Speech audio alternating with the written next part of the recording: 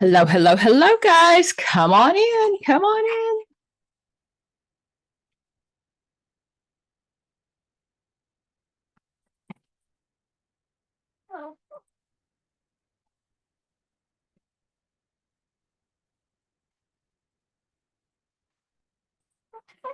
How's everybody doing today? Remember, those cameras have to be on. Come on in. Come on in.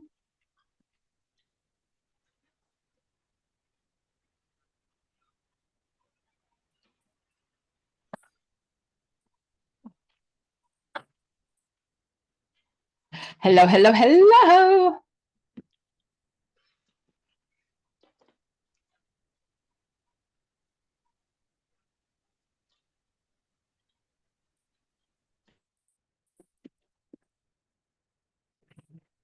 Can you hear me and see me okay? Yes. We're all excited to be here today. Like, come on, give me some enthusiasm. Yes. Remember, your camera does have to be on. I want to see your beautiful smiling faces. And I also want you to learn that you are the most important thing during this 2 hours. And in every time you study, I want you to get that you're the most important thing. And I know that when I am studying and my camera is off and I've got a meeting and my camera is off, that means I don't really care what's happening in the meeting. And you guys don't want to keep doing this rodeo again, do we? We don't want to keep taking this test over and over. We just want to do it once, one more time. Okay, so questions for me. Anybody that's first time meeting me? Hello, I see Banks. Is that your first name or your last name? My last name is Jamie. Jamie. Are you new to us? Or are you tutoring with one of our other tutors? I did tutor with, I think her name was Talisa. Talisa. Yes, I did tutor her like 4 times. Okay, dokie. So yes, but my first time meeting with you. Do you have a test date coming up? I've been scared to schedule it. I've taken it 3 times and failed it 3 times. The first by 1 point, second by 14, and last time by 7 points. And so I've been like trying to hype myself back up to get back into the mood. Okay. Not a problem. And most of our staff, so everybody on my staff has been trained under me. Everybody on my staff was in your seat at one point. And our goal really is to figure out what you're missing, and let's not keep doing this again. Let's just not. There are people out there that need you. They're waiting for you. Yes, ma'am. So tell me about your prior testing. What study material were you using? Agents of Change. I love Megan. I did the first time because I failed that test several times as well. I did LMSW. So I did social work, TDC. I did almost everything. Yeah. I'm gonna bet that you've taken a crap ton of test questions, but really haven't learned a lot. That's the problem. If I ask you about strategic family therapy, what words come to mind? Nothing. Anybody? The family is toe up from the flow up, right? Oh, that's structural. You're in the game. You are in the game. That's structural. That's structural tort from the floor. So poor communication with the family? Absolutely. The paradoxical or prescribing the symptom. You have all seen that on whatever test you take. LM, LC, BSW, you've seen prescribing the symptom. You just didn't know who it belonged to. So Adler talked about it, but most often in my family theories, it's going to be strategic. They do first and second order change.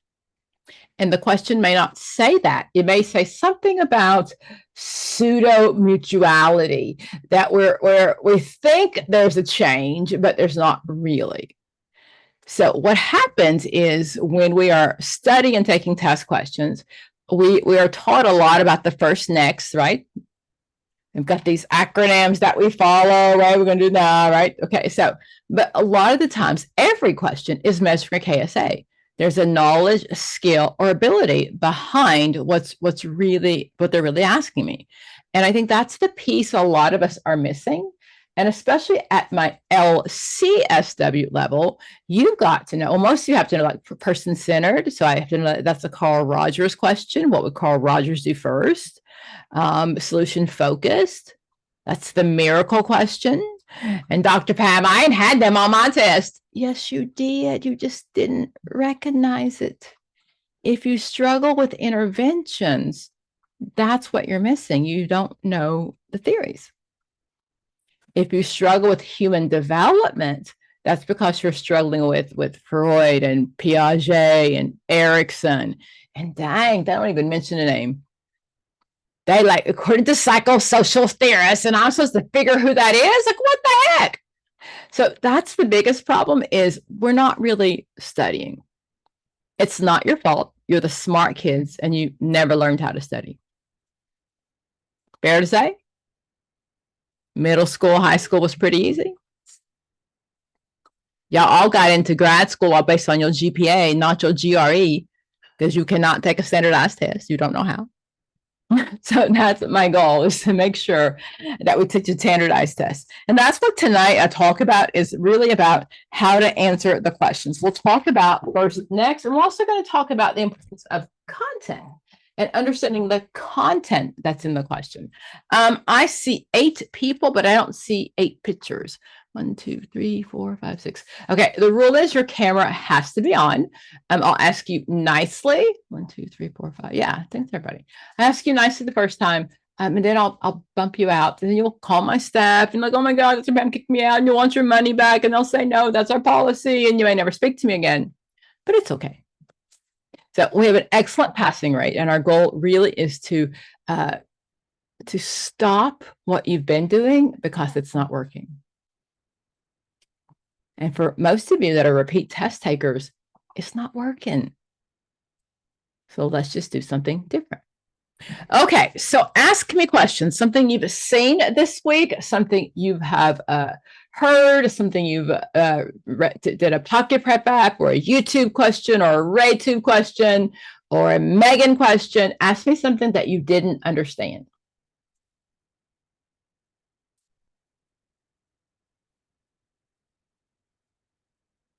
Oh, Lord, it's one of them nights where nobody talks. Okay. Hi. One of our groups that we have on Thursday, we formed a group chat. Got it. And she sends us a question every day, and it was a client laughs inappropriately when describing a recent loss, saying, I guess it doesn't bother me. What defense mechanism is most likely? We were okay, kind so of hold on, stand my question. Mm-hmm. What are defense mechanisms? How we react. Okay, so defense mechanisms, they protect us. They protect us from things that we're really not ready to handle yet, right? So id, pleasure, super ego, angel. My ego is who I am, and my ego defense mechanisms protect me. Right now, I can't handle what's going on. Okay, so let's go back to the question. A client laughs inappropriately when describing a recent loss, saying, I guess it doesn't bother me. Which defense mechanism is most likely? Rationalization, reaction formation, isolation of effects, and sublimation. Okay, so I was looking for humor, actually, because that's a defense mechanism. That was my first choice. But so it sounds like that something awful has happened, and instead of falling apart, I'm looking for another option. Right? Is that, am I in the same place? Okay. What is reaction formation? That's the thing. I didn't really, I said to the group, but we were pretty much honest. We said, I don't want to guess, but I'm not sure. Okay. Of some of these. Normally what I say. With the dog and the bell? No, that's Pavlov. That's classical conditioning. Oh. Reaction formation is a defense mechanism. What happens is every time, this is what I normally say.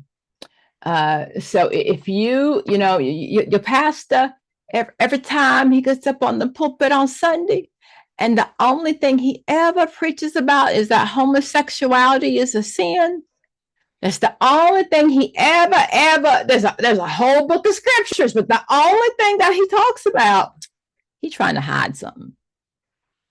I form a reaction totally opposite than how I really feel. I'm trying to hide something. That's reaction formation. That is, and then the question you'll always see, I'm doing something. I'm forming a reaction. You'll see me doing something. The person that what a typical question, the guy is in love with his male roommate, but he goes out and he protests at gay rights events because he's doing something. He's forming a reaction to hide how he really feels. Okay, so that's reaction formation. Okay. Got it. Okay, so that's not it. I don't see that in my question. Keep going. Rationalization. Girl, you got a facial this week. You needed it, right? Based on what?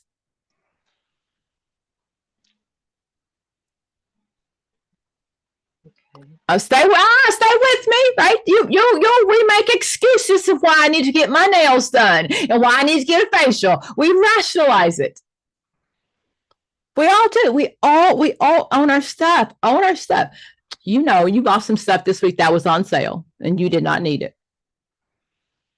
But it was on sale. We made excuses for it, right?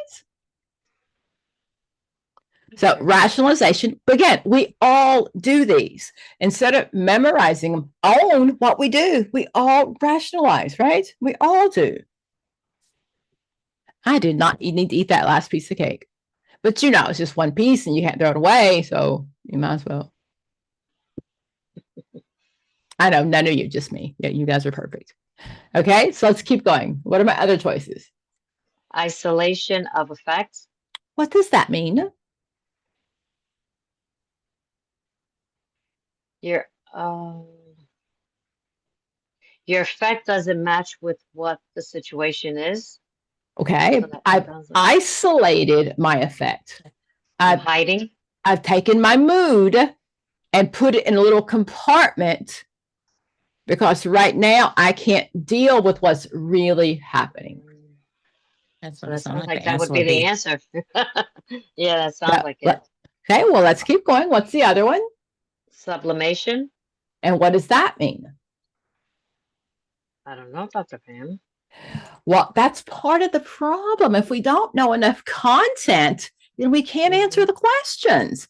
Sublimation is, I always talk about Mike Tyson, and that's his true life story. He said, you know, he kept getting in trouble for beating up people. And a coach said to him, why don't you join the boxing team? Right? Because it's okay to beat up people. If I'm on the boxing team, I make money for boxing, right? I go to jail if I keep beating people up. So sublimation is a better way of letting out something that society has deemed inappropriate. Okay. And that question specifically, that means I just don't know my defense mechanisms. Right? And not only do I want you to learn them, I want you to own them and recognize them in your client. I'm not teaching you anything that you don't already do. You know, you have seen some clients that have projected. What's that? They put their feelings onto you, like their stuff onto you. And stuff about myself that I don't like, I put onto you. My blah blah blah, long story, bad history, family, blah blah. My husband's my husband, he died. His mother, who never speaks to me again. My daughter saw her at Thanksgiving last year, and the one question she asked my daughter, not how's your mom doing, she said she gained weight.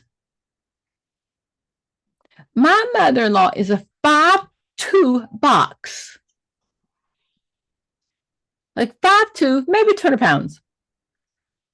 I ain't seen that woman. My husband died 10 years ago. I ain't seen that woman in 10 years. And the only question she got is did she gain weight? That ain't my stuff. That is not my stuff. That's her stuff. She's trying to put that ain't my stuff. And remember it with Bowen, he did projective identification. So he said in the genogram, then we project onto future generations. I ain't never been married. Why you got to get married? I got 6 baby daddies. We fine. So projection of things about myself that I don't like, I continue to project onto future categories, my future generations. Okay, so those are the things that we're going to miss, and there's no guessing of those. Those are you just know. I have a video on DSMs. I can give you a list of DSM words, but those are things you just have to know. Remember, we're not trying to memorize them. When we go to work on Monday, when we see the lady at the grocery store that I did nothing to her and she's got an attitude already. She mad at her boss and she's displacing it on me. That's the biggest issue, I think, is we try to memorize for like stuff we do already. Okay. If I ask you about Carl Rogers, person-centered, what words come to mind?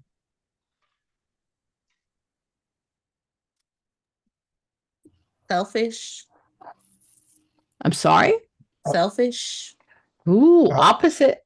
Opposite of selfish. The person where they at, right? It's okay. What words does Carl Rogers use? Unconditional positive regard, empathy, and genuineness. That's what I'm looking for in a question. That's how I know it's a Carl Rogers question, because that's his verbiage. Carl Rogers does not say one word in a session. Not one word. He smiles, he nods. Ah, thanks for sharing. Thanks for sharing, right? So if I see person-centered, client-centered, and I don't know what to do first because I don't know the theory, then I'm still lost. Fair to say? Could that be what we're struggling? Okay, so tell me who I have. LMLC. LM, raise your hand. And I forgot your name, Banks. I'm sorry. It's Jamie. I don't know how to change it, but I know. Okay, hold on. now, and I'm going for the clinical exam. Okay. So hold on one second. So if you click on there are 3 dots above your name. On the thing, you click on the thing. There's 3 dots. You can just change your name. I'll rename. Okay, there we go. So your LM, how did you do? Did you take it just once? No, like 3 times. Okay. And what was the finally thing that got you through? God. Faith without works is dead. You can pray up. I can sprinkle some holy water on you. I can do all I want, but girl, if you ain't opened the book, it don't work that way. I'm sorry. So I do have ADHD. I do get the extra time with that happened with all my exams. I did get the extra time. I took my medication? My Adderall. Yes. Do you take it all the time? No. Why not? I need to take it because sometimes I be wanting to take naps. Do you take the long lasting? No. It's probably twice a day. Girl, after 4 hours. It be lasting longer than 4 hours some days. If you take it 8 o'clock in the morning, and by 12 o'clock, 1 o'clock, it's not your system. That's a test question. It's got a 4-hour half-lifespan. Yes. Yeah, shit in your head. I'm sorry, I missed that loud. But honestly, it's a 4-hour lifespan. If you took long lasting, I can understand that. Last longer. Okay, but honestly, okay, as a woman who's on Vyvanse, who and if you're watching my videos, I'll talk to you what it's like when I don't take medication, and usually I just forget.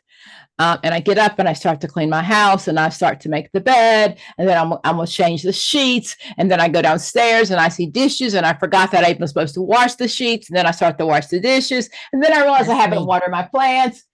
Fix it! Why? Fix it! If you had high blood, you wouldn't be like, well, I'll take it today. I know, right? I would take it. And it really bothers me when clinicians specifically, we're supposed to believe, and again, my stuff doesn't belong. It doesn't. But we can't see mental health medication different than we see other medication. We can't do that. And especially when we're people of color, that people look to us. And I don't want to change your value system. Remember, I could care less what you do, but I don't want you bringing into a clinical situation that I don't think medication is important. No, I don't feel that way. It's just, yes, you do. Some days I take it and some days I don't. Yeah, you do. Whether, because Carl Rogers says that you have to be genuine, and clients get if you're not genuine. Congruent is what's coming out of my mouth that matches my body. And Carl Rogers said, if you don't agree with what you're saying, clients get it. Okay. And again, and what Dr. Pam said, it's just what Carl Rogers said. I don't be making up the questions. Okay. I do make up some questions. I'm not going to lie, but I don't make up. Yeah, I do. Okay. So anyway, so I'm going to pull up questions on how to answer the question. We're going to do first, next, and we're also going to do content. Do you want to ask me any questions before I start? Yeah, I just want to ask something. You just said something earlier. You said person-centered and client-centered. Those are Same two thing. different. Same thing. Nope. Same thing. Carl Rogers. Same thing. Okay. Same thing. Okay. Just wanted to make sure. It may say Rogerian. Okay.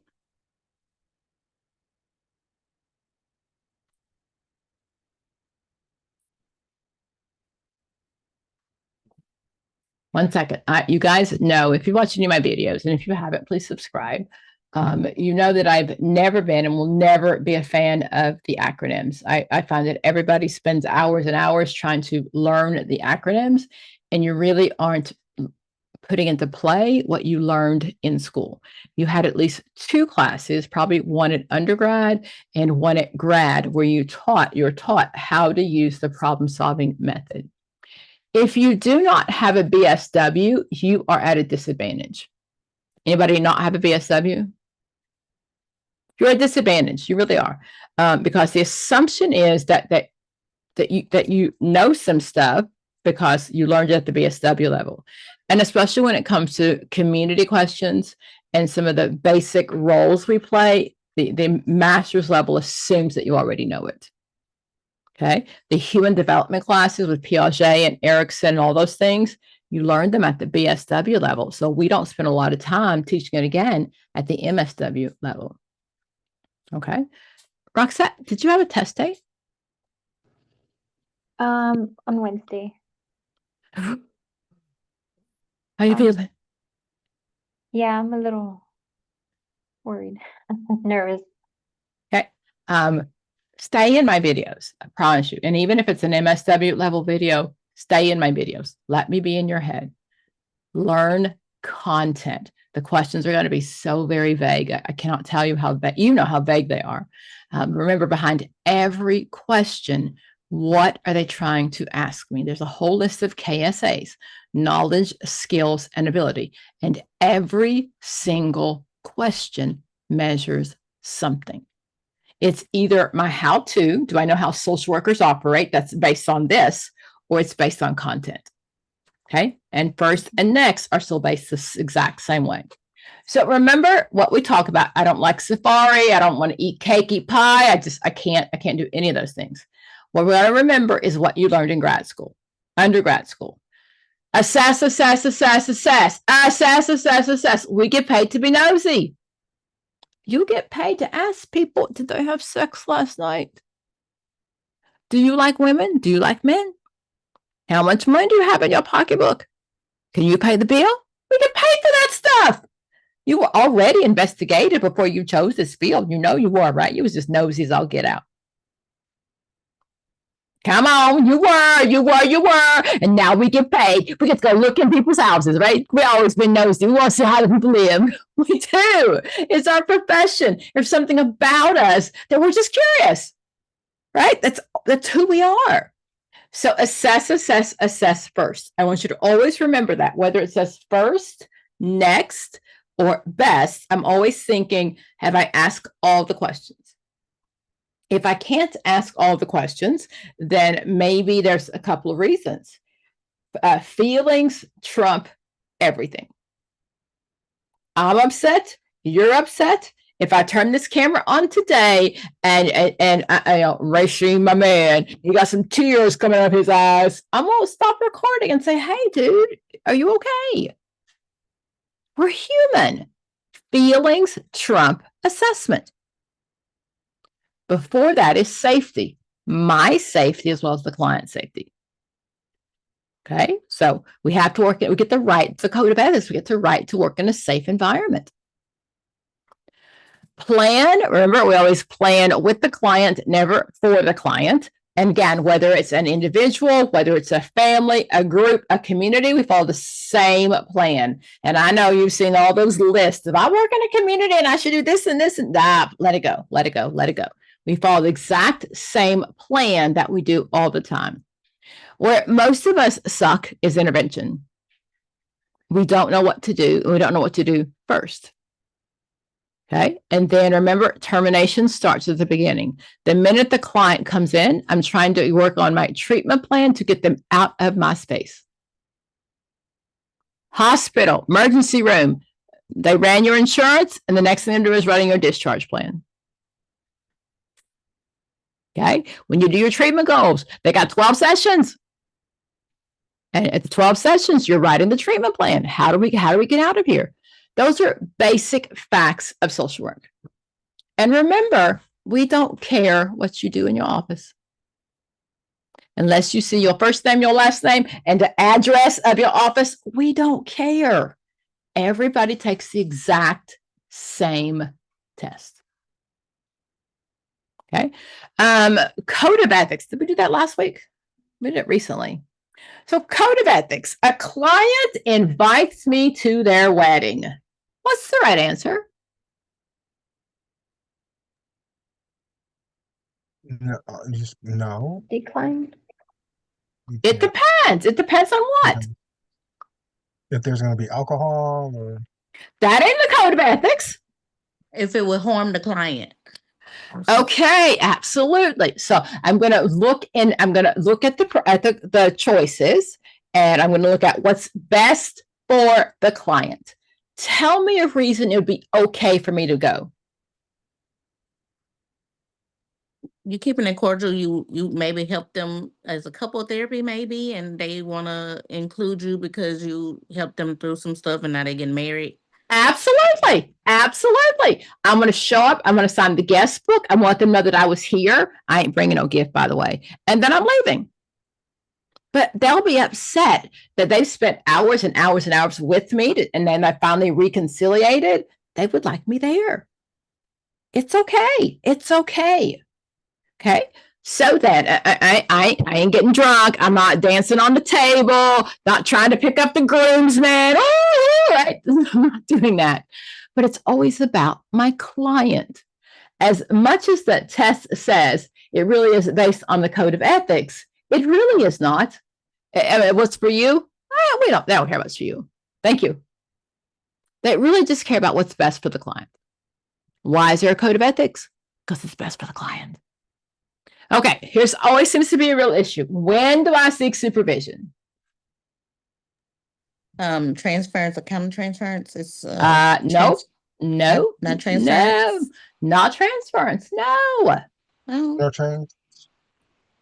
Okay, so Rasheen, you got a little chick in your office coming in, and she's like, "Oh, I just love coming and seeing you. Every time I see you, you just, oh my gosh, you just make me feel so much better." And I'm like, it's so hot in here. Oh my gosh, you're amazing. You go run out of your office screaming, "Ah! I don't know what to do." What are you going to do first? Seek supervision. I mean, you are not. You are going to say to her, "This is inappropriate." You're going to set boundaries really clear. It's not confronting either. It's just setting boundaries. Hey, I'm your therapist. Remember, these are the rules. We're not buddies. We're not pals. We ain't doing the nasty. No. I'm your therapist. And I usually say something like, it's very common to have feelings for your therapist because they think you're great. You fixed their problem, you saved their child, you got their housing. It's normal. I'm not going to freak out. I only need supervision if it gets beyond the fact that I can't handle it. Okay. So, I've told him twice and he keeps coming on to me. Then I'm going to keep my clue in my supervisor so she knows when I kill him, why. Okay. So, but in general, no, I'm the very best social worker. I don't need supervision for countertransference. And the question may say, like, I've done this first, it didn't work, and now I'm going to do something else. Okay. Now, countertransference, I do seek supervision. What's that about? When the client reminds you of someone or something. Okay. Anybody want to admit when they've had some countertransference? I know you're all perfect social workers. Tell me about a friend. Go ahead, Richie. No, I just remember I was the director in a residential group home, and there was one client in particular who um like he was smoking like K2, destroying the buildings, just all kinds of stuff. But Mm-hmm. it was just something about him that just I could not stand him. Mm-hmm. I don't know if it was I don't know if he reminded me of like a childhood. I don't know, but it was just something about Mm-hmm. this. I was just everyone was like. I just couldn't stand it. Then another thing, I was African American. He was African American. I tried to Mm-hmm. talk, cut him some slack. But he was just doing the most. So again, I was over him, and so yeah, I had to like really, uh, I Yeah. had to not discharge him, but yeah, I had to really. Yeah. And that's really, really okay. That's fine. Recognize the fact, and that's going to happen to you for the rest of your life. Once your LCSW, once down the road, it's always going to happen. On the LC exam, I seek consultation. On the LM, I seek supervision. But I can promise you for the rest of your life, you are human. And there's going to be some people that just get under your skin, and you may not know why, but it's not fair to the client. I got to handle my stuff. Can my supervisor tell me to go to therapy? You said, can they tell you to go to therapy? Yeah. Can my supervisor tell me I need therapy? Yeah, I think so. Could they encourage you? No, Yeah. they cannot. No. They cannot. No? No. The supervision is for the client. Not for you. It's about me not hurting the client. There's nothing on this test that cares about you. Sorry. It's about making sure your feelings don't get in the way of the client. Okay, so that's when we seek supervision for countertransference. Okay, and we all have it. We all have it, whether it's good or bad. We're all going to have it. We're human. We're human. We're human. I'll tell you, if you've been in sessions with me, if you make me go to therapy, right, I'm about to choke you, because that means that I feel like I put in more money and effort than you've studied, and I feel like I want it more than you do, and that makes me crazy, and I have to go to my therapist. Don't you feel the same way though when you have clients that you're pouring your heart and soul into, and they don't want it? They don't want it. They don't want it. And you want to choke them. Okay, and maybe not. But yeah, it bothers me. It bothers me so much. I'm better. I'm in this business for 10 years and I'm much better.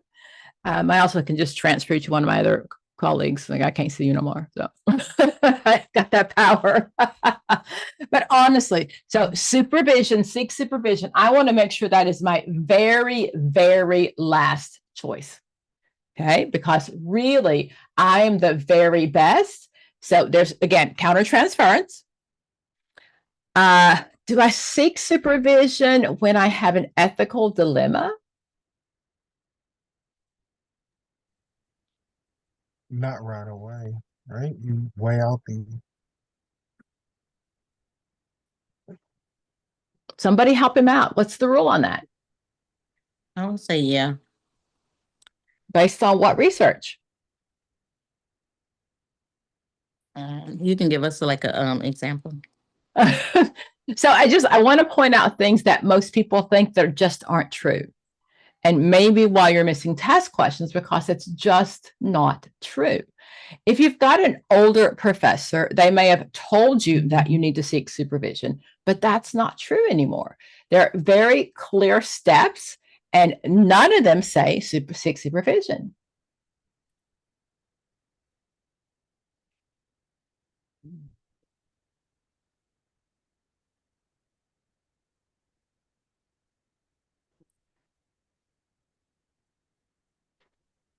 I'll share my screen with you, and you'll also get everything I'm reading, you'll get.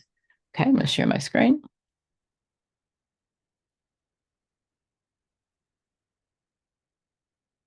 Okay. Essential standards for ethical problem solving method according to the NASW. Okay. The first thing I have to do is determine whether or not it's an ethical issue or a dilemma, or is it just my stuff? Right? Because we're human. My stuff gets in the way. So someone comes in. Anybody want to share an ethical dilemma that you had to go through and figure life out? You've had 1,000. You just don't want to share. I'll tell you one. I've been in the field for 32 years. I'll share one. I was a director of a teen parent program in South Florida, and we had lots of girls with babies. Oh, hold on.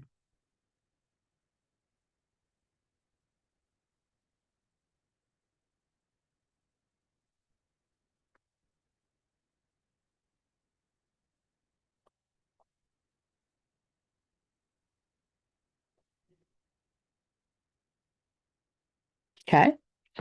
So the issue is I had a girl who was that I worked in South Florida. They were young, many times here illegally.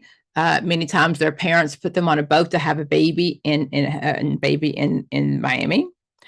And I had a girl that we tried to hook them up with adoption agencies. If they wanted adoption, we had adoption agencies on campus. We had services on campus. We had everything on campus. So this girl said she wanted to give up her baby for adoption. Okay, I'm not in between it. We set them up with the adoption agency. We do referrals, right? Case management, and make sure that they go through.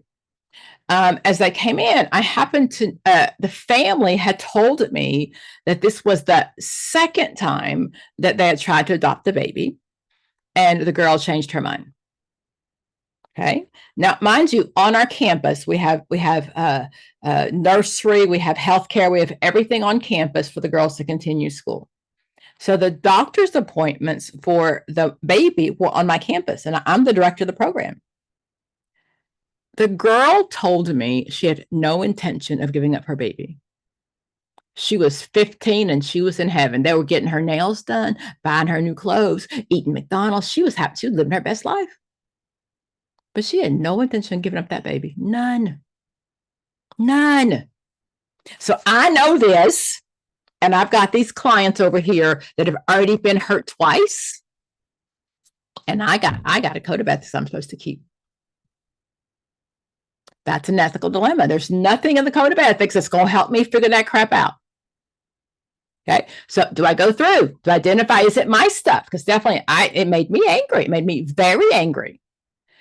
But the code of ethics says, was anyone in imminent danger? Is that something I can report to? So there was nothing, I don't report illegal activities. So based on the code of ethics, it was my values were there, but it was ethical that I couldn't do that. I really couldn't do that. So what you do according to the code of ethics, I'm going to rank the values with ethical dilemmas, which is your professional judgment and most relevant to the issues of the dilemma. The girl is my client, but I'm still human. So really trying to figure out what to do. You develop an action plan that's consistent with the ethical priorities. The ethical priorities say, this is my client, right? Code of ethics says no one is in danger. I can't share that information.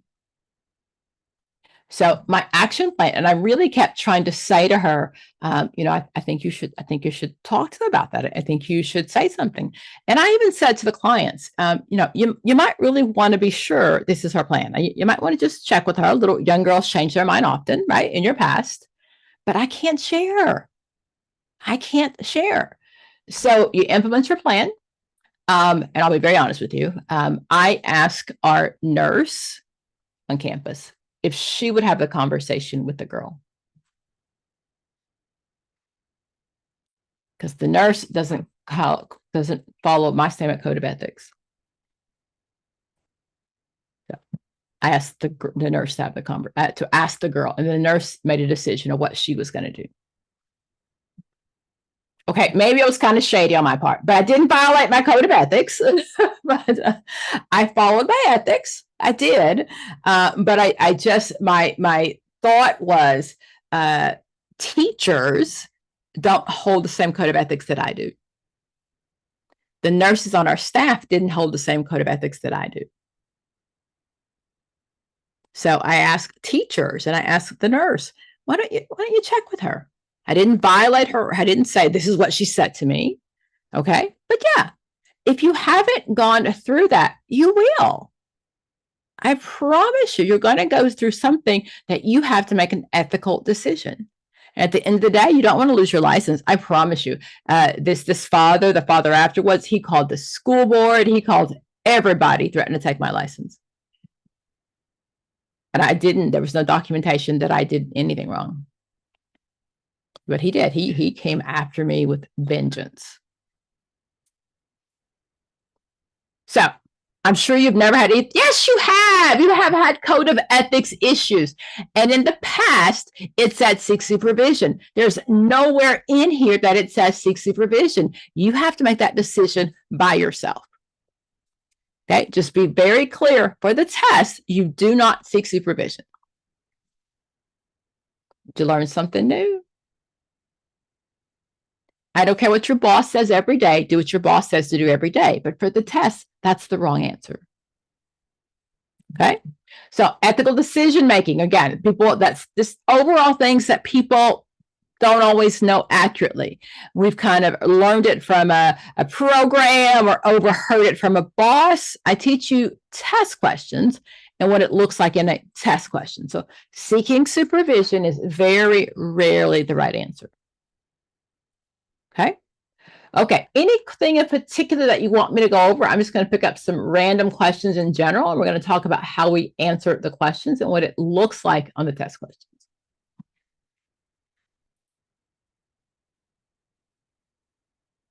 You've all been taking practice questions 1,000 times. I know, right? We're using Pocket Prep. And Yashana, how do you feel about it? I feel okay with taking the Pocket Prep. I do the question of the day, which I put majority of those correct. I got one wrong this morning. Of course, I didn't save it. I can't remember what it was. But was it the question of the day? Yes, it was the question of the day. Let me see what it was. Let me see. We're releasing our app. We've released one for the NCE. We're using Brainscape, and we'll release our questions, but probably not till January. I'm not a fan of Pocket Prep in general. I think it has a lot of content, but not a lot of what to do first. So I use LM, the LM version. Yes.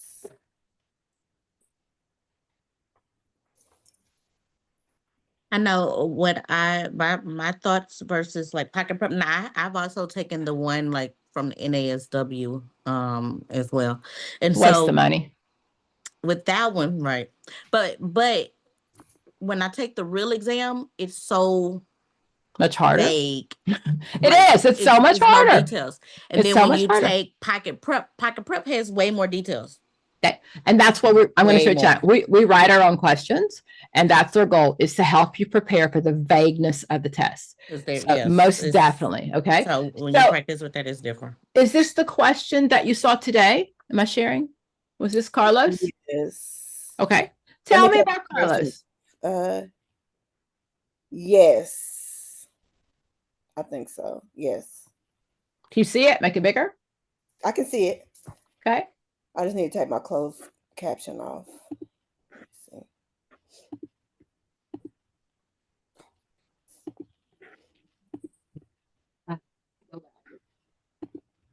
Okay.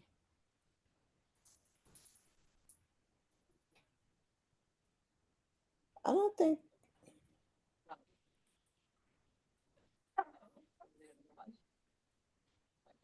I think I got this one right. Let's read it and see. Carlos, oh, you want me to read this, Doctor? Oh, she didn't even answer.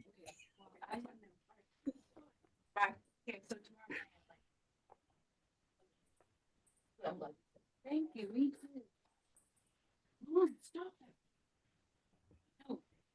Okay, so how do we figure out this question? Carlos is working as a CEO of a community behavioral health system. He tries to figure out how best to utilize his limited number of therapists to achieve the maximum limit of benefit to the agency services. He also analyzes how best to utilize the skills of the consultant that are donating their time to the organization. What the heck is this question even asking me? Tell me in your own words. Carlos is trying to figure out how to best utilize the skills of his consultants. I'll be very honest with you. I don't think you understand the question. Mm-hmm. If I'm wrong, I'm not trying to be mean. I just think I would spend 10 minutes trying to even figure out what it's asking me. Mm-hmm. Okay. So he's trying to figure out how to Dr. best. Pam? Uh-huh. Oh, sorry. I only see two of the answers. Can you make this your screen a little bigger? I know, no, because we're in the question. That's why Okay, that sorry. purposely, that's Sorry. why they're there. Because you know me. I want you to learn the question first. There's the method to the madness.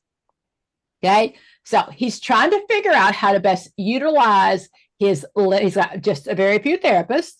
Mm-hmm. And to achieve that maximum level of benefits. So I got a few therapists. So how do I squeeze the life out of these therapists to get the maximum out of it? Mm-hmm.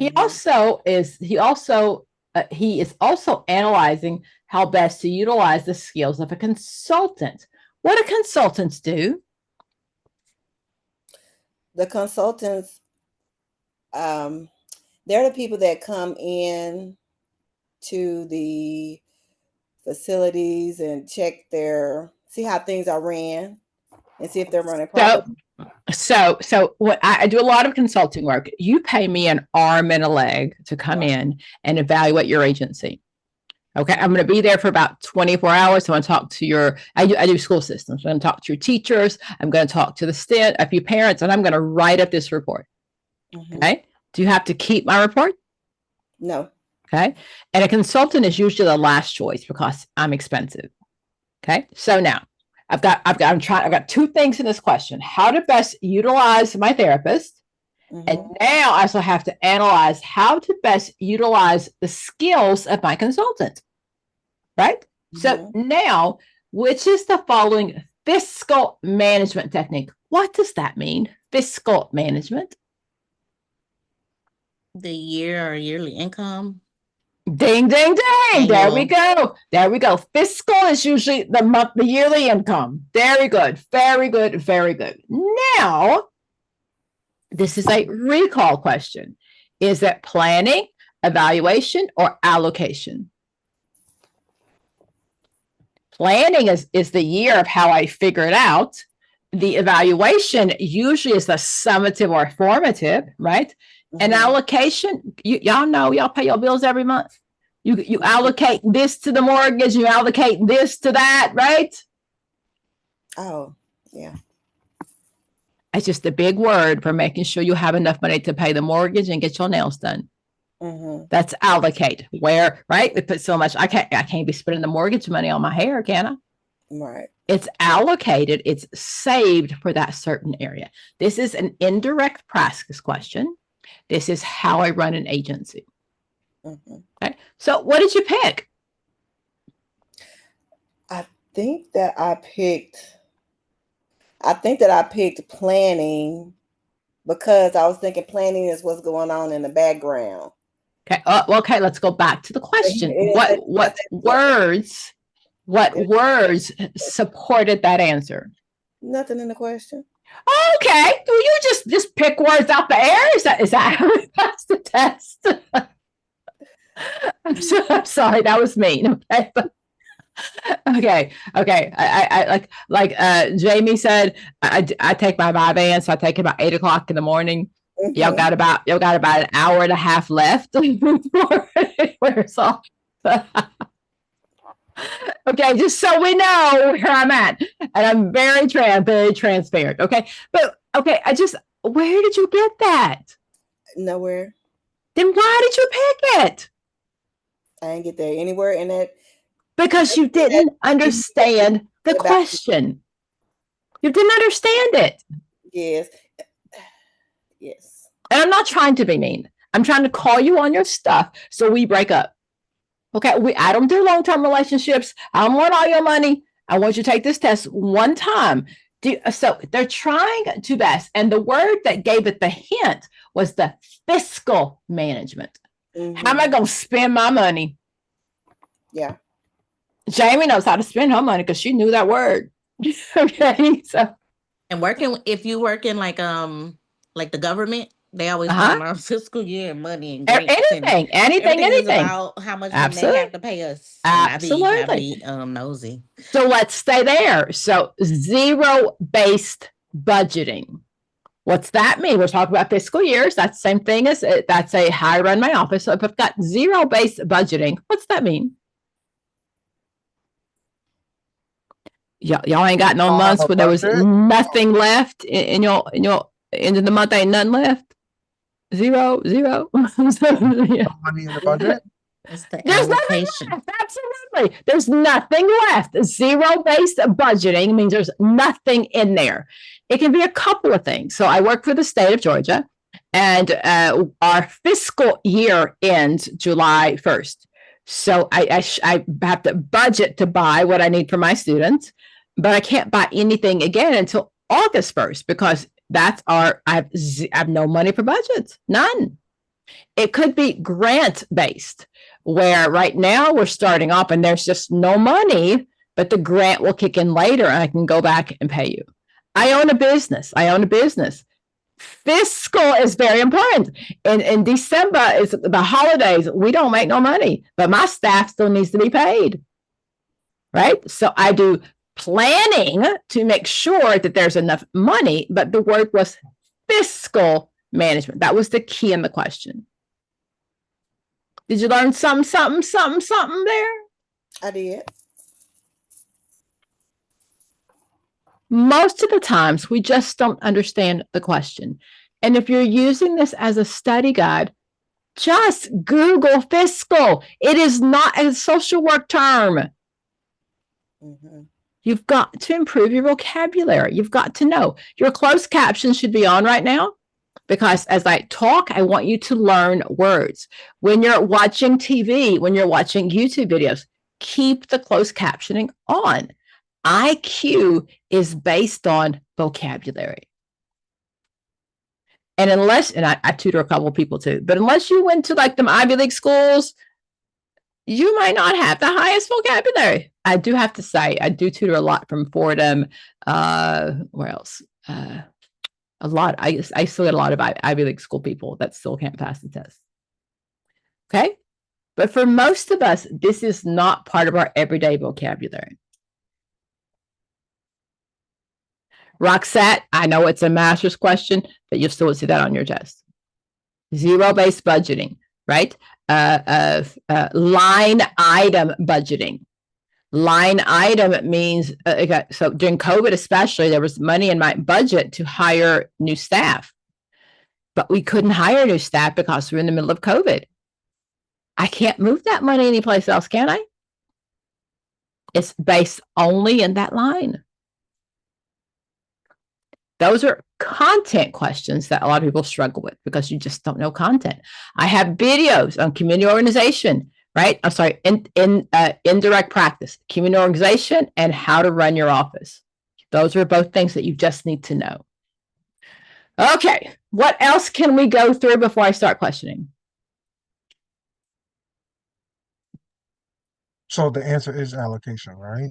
It is, it is, it is.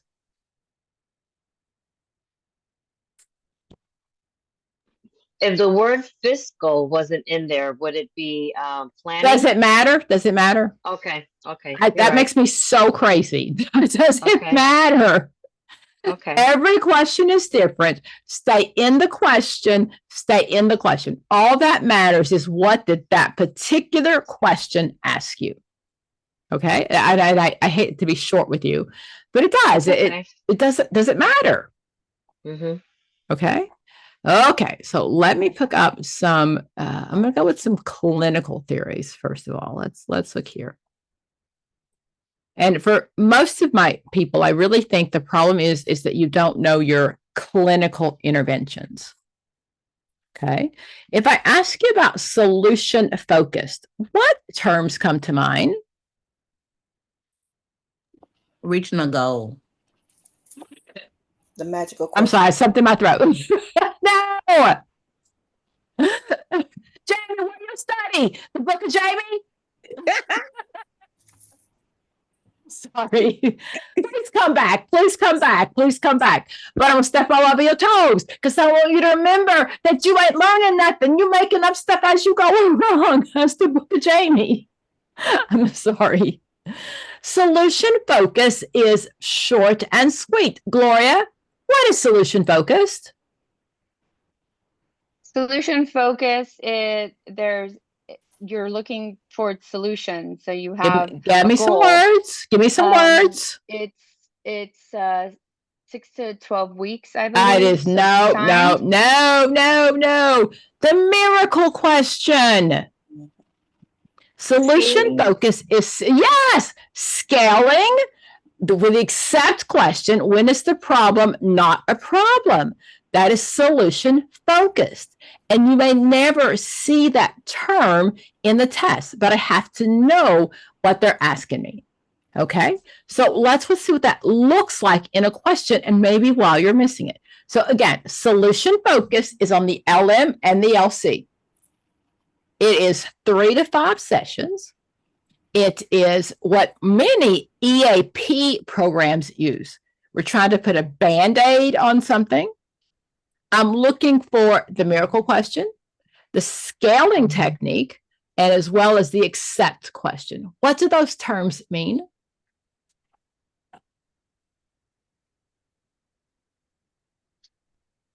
Stop taking notes, peeps. It means that be mindful, enjoy my moment, and watch this video 17 times. Stay in my moment. It means that you're using the miracle question to pose to the client, if you didn't have this problem, what would it look like? Okay. So you're scaling, so you're going from, step by step. So if a good day is at a 10, how does that look like? So you're putting the person in that frame of mind to get there, I guess, to the solution, because that's what an EAP is about. It's short, and you're trying to get them to a solution. Okay, so let's talk about what this looks like in a question, and I'm going to give you the verbiage, okay?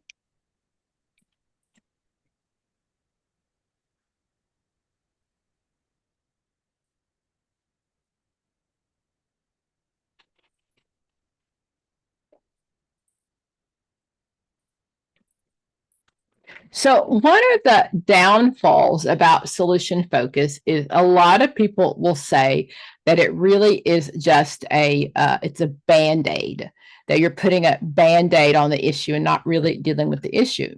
But in EAP specifically, that's your only job, is to fix the current issue. I don't have time to go back to when you were 6 and look at what happened when you were 6 and why your mother beat you. That's just face facts. That's not what solution focused therapist does. So short and sweet between 3 and 5 sessions. And every theorist has its own buzzwords. Okay. So let me give you a list of buzzwords that you'll see and how to kind of recognize in a question. Because as someone said earlier, they're vague. They're so very, very vague. And that's because EAP, you know, that's the one that's like usually covered by your job or insurance or something like that. So they only give you a certain amount of visits. So you don't have time to go deep if you were like paying for your own private practice therapy. Absolutely. But there are a lot of therapists who do this program because I'm not a Freudian. I don't care what happened when you were a kid. I don't care what your mama did, right? There are a lot of therapists that believe this. So a job is not to agree or disagree. It's just to understand what solution focused says. Okay. So let me look at this. So do you see my screen? No, yet. Yes, sir. No. Okay, 1 second. I'll put it in your chat box as well, so you can go back and refer to it. And I truly think that is the biggest issue. And I don't know that a lot of my LCs, especially my LMs, I don't know that a lot of the other tutors really focus on understanding the verbiage for the test.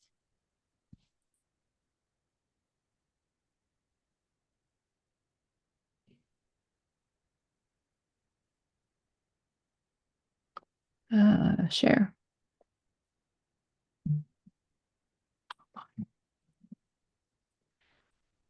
Sorry, people at my house and my doorbell's going off and on and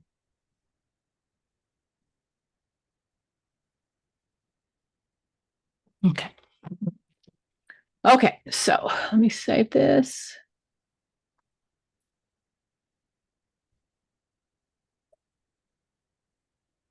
Normally we send things password protected. I'm going to give this to you right now. I'll ask you, please don't share our content. We work really hard to produce our own content. And just, yeah. Okay, so if I can just share it as an attachment.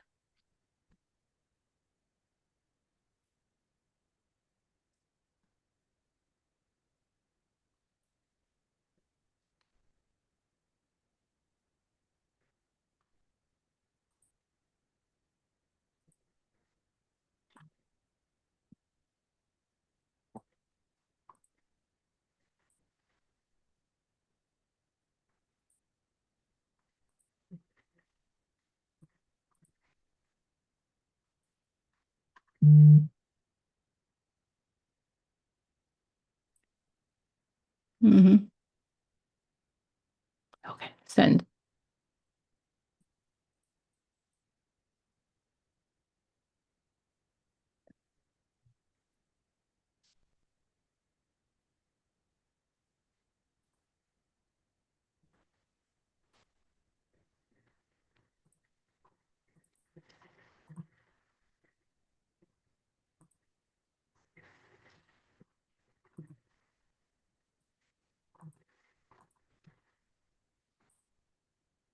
Okay.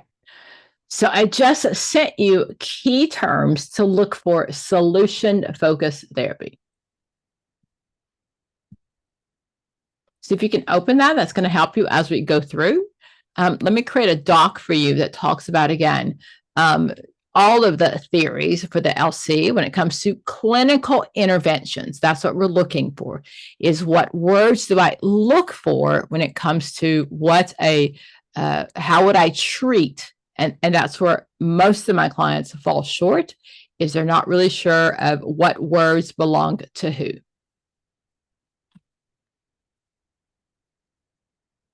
If I ask you about narrative therapy, what words come to mind?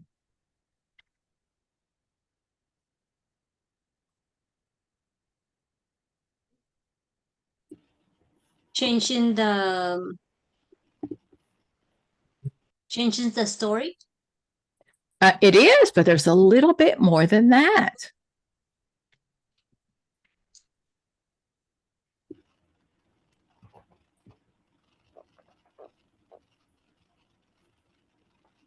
Okay.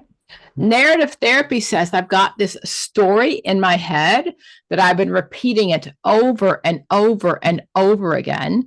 And it's just not working for me. It's not working for me. So I'm going to take the story out of my head. I'm going to eject it. I'm going to rewrite it, reauthor it, and put it back in my head.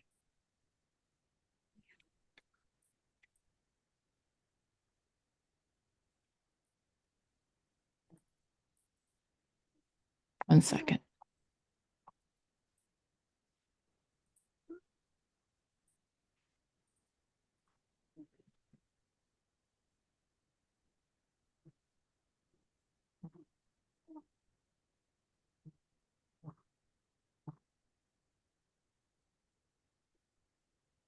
I'll share my screen with you, and I will also give you this chart. I just want you to understand, again, that I think a lot of us, many of our clinical programs did not teach the theories as they should have.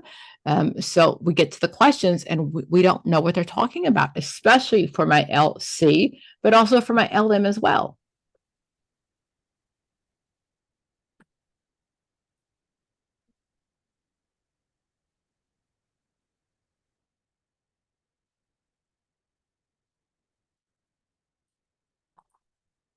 Mm-hmm.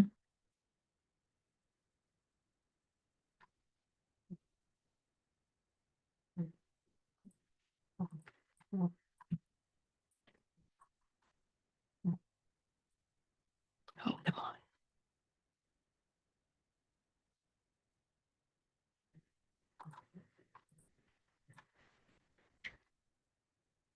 Here we go. Okay, make it bigger. Not that big. Okay, so when it comes to answering the questions, the biggest problem with intervention is you just don't know your theorist. Okay, so if I talk about Freud, now Freud's stages of psychosexual development are oral, anal, phallic, latency, and genital, right? How does Freud treat me? What's the goal of Freud's treatment theories? Bring Yes, the and issues, Irma? bring the issues that they are causing, the unconscious issues that they are causing problems in the present. Got it, got it. So in my unconscious, I don't remember all of those things, right? So I've got to bring those things from the unconscious to the conscious. So on a test question, how do I know if it's a Freud term? What words would I be looking for? unconscious. Right. Yes. Do you see my screen? Am I still sharing? Yes. Insight is always a Freud term. Insight. Other Yes. therapists could care less about insight. Solution focus only cares about the scaling technique and that miracle question. Everybody's got their own verbiage. Okay. Object relations is Margaret Mailer most often. What does her theory say?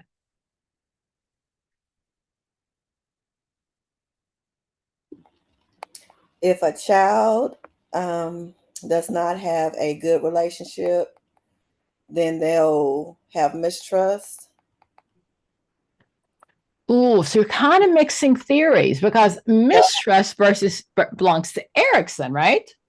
Yes. So you're in the right place, but give me more words that belong to Margaret Mailer.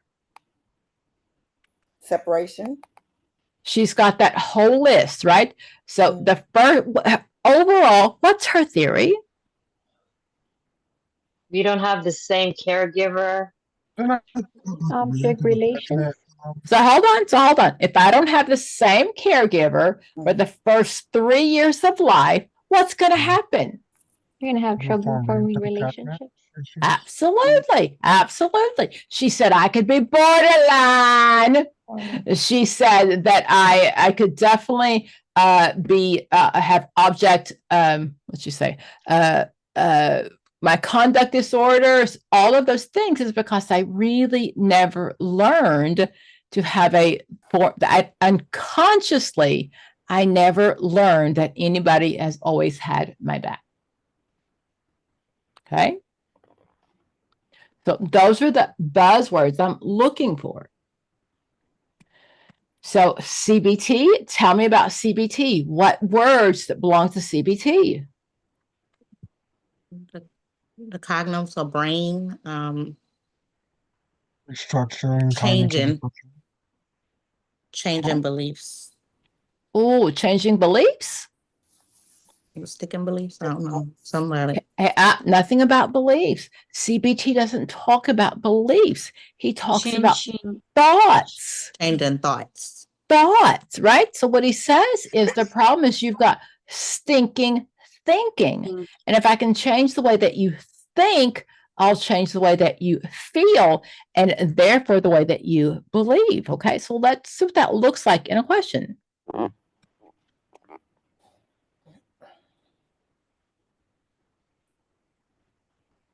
How many of you profess that you do CBT all the time? I know a lot. You do. You always say we use CBT.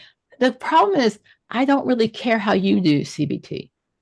What I care about is you understand what the test wants you to see for CBT. I'm going to put this in your chat box, guys. Please don't share my stuff. Please don't. Let me just save as, because I want you to understand what it looks like in questions and how we have to know the theorist. And that's the part that most of my clients are missing. Okay.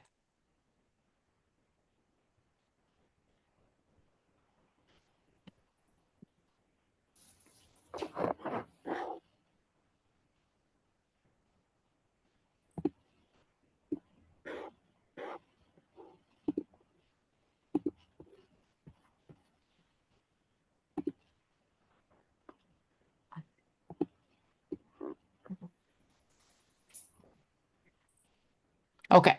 It should be in your chat box. You should be able to right click it and save it. That kind of gives you the clues, the hints of how I know what they're asking me in a question.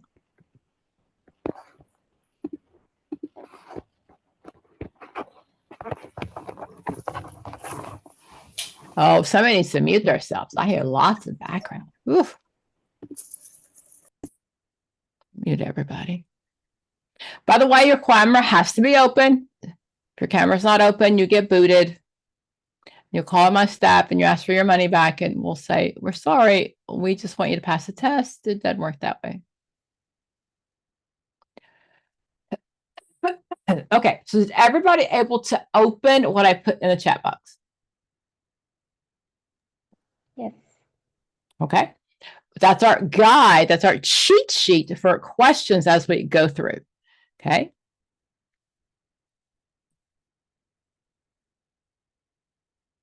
Okay, so let me go back to my questions.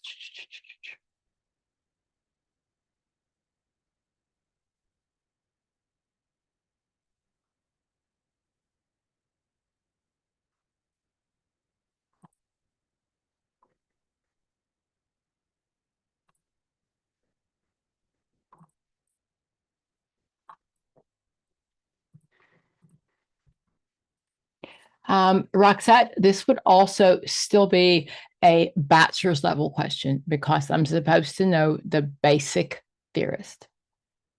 Okay. Okie dokie.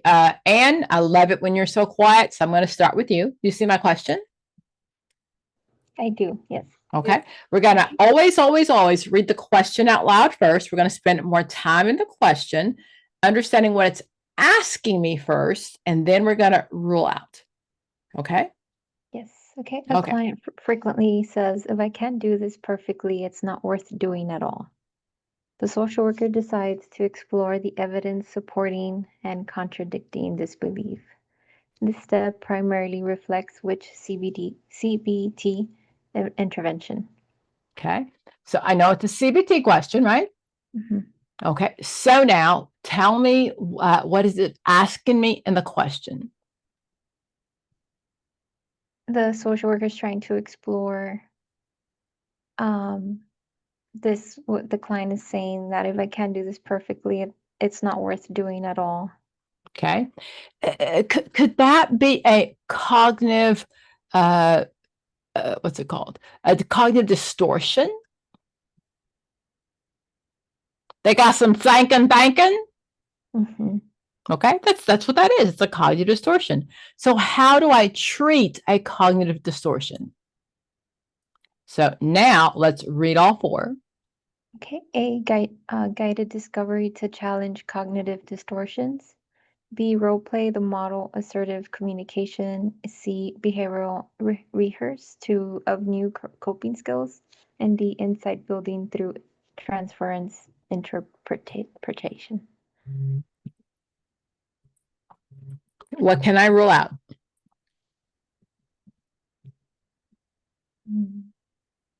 No way, no how. D. Because that belongs to who?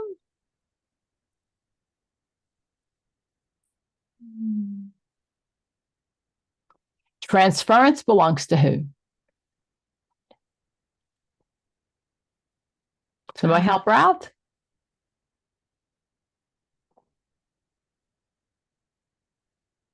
Oh, come on. Transference belongs to who? What? Freud! It's unconscious! Transference, ego defense mechanisms, not Carl Rogers. That's Freud. Insight, looking inside of me is always a Freudian answer. It asks me about CBT. It doesn't ask me about Freud. So there's no way. And the keys in that question are insight, that's a Freudian term, and transference is unconscious. Those are Freudian terms. Okay. What else can I take out? Role play. B. Okay. Tell me why.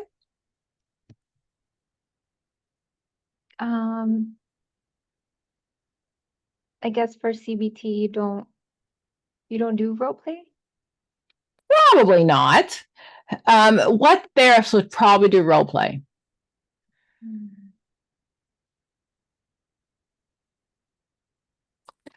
More often, that's a gestalt, the empty chair technique. Empty chair.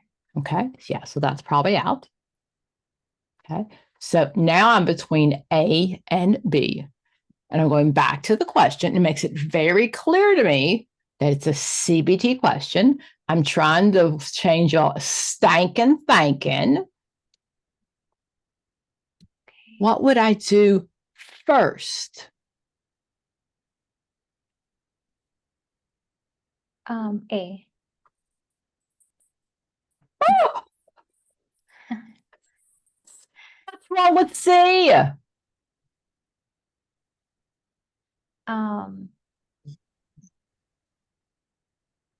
You're not challenging the way you think. C is a behaviorist. A behaviorist or Skinner or Freud, and they don't care how you think. And behavioral rehearsal, right? I'm sorry, C. That's a behaviorist. That's Skinner or Pavlov.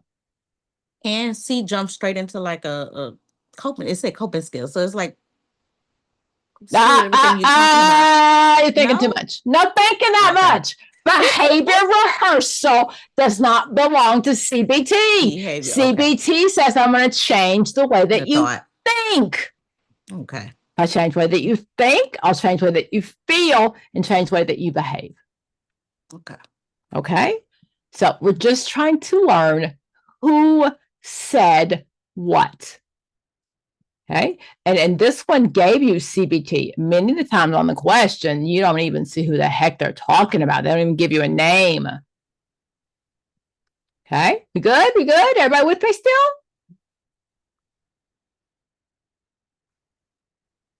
I didn't see anybody jump ship yet. I am. So where would C go under? Like, what would that fall under? It's a behaviorist. Oh. Behavioral rehearsal would be Pavlov, where I paired two things together, or Skinner, where I taught you rewards and consequences. Got it. Like positive Behaviorists reinforcement. do not care how you feel. CBT says you got stinking thinking. Socratic questioning. He's going to ask you, how do you know it's true? Prove it to me. Why is that true? Okay. Cognitive distortions is how CBT works. Did I mention it was a reading test? Did I mention that before? But I also have to know the verbiage. I have to know what CBT is. That's Beck. Beck says you got stinking thinking, and we don't get to guess on those. We just got to know this is what Beck would do. Okie dokie, let's keep going.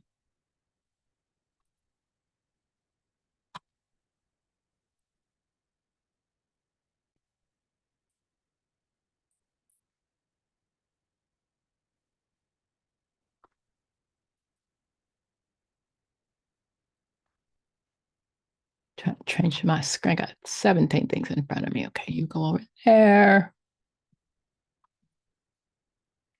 You go over here. Okay, need you, don't need you. Got you. Okay, so volunteers.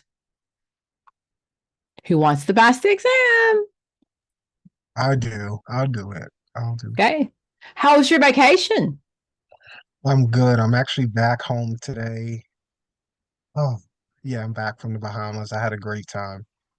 I just, so you guys know, I did offer to go and tutor with him in the Bahamas. You know, I will come to you for tutoring, you know, just pay my flight, my transportation. I will gladly come tutor you in the Bahamas if you, I'm just saying, put that out there. Okay. He said, I'm hooked up with my boo and I want nothing to do with you, Dr. Pam. So I can't blame him. Okay, so I did study though. I did study. I did listen to the videos. So were you all inclusive or is between drinks? no, I didn't do that. I always go to the Bahamas. I rented like a little villa with a Okay. pool. And, I stayed there for 6 days, and then I stayed at the Marriott the last day, which was across the street from like the ocean and Yes. stuff. So I usually stay at the all inclusive right there when I travel by myself. So I do a lot, and I like inclusive when I travel by myself. But well, my friends are from the Bahamas, so I get to go around the entire. And very Yeah. nice, very nice. I'm gonna call you up next time I go. Okay.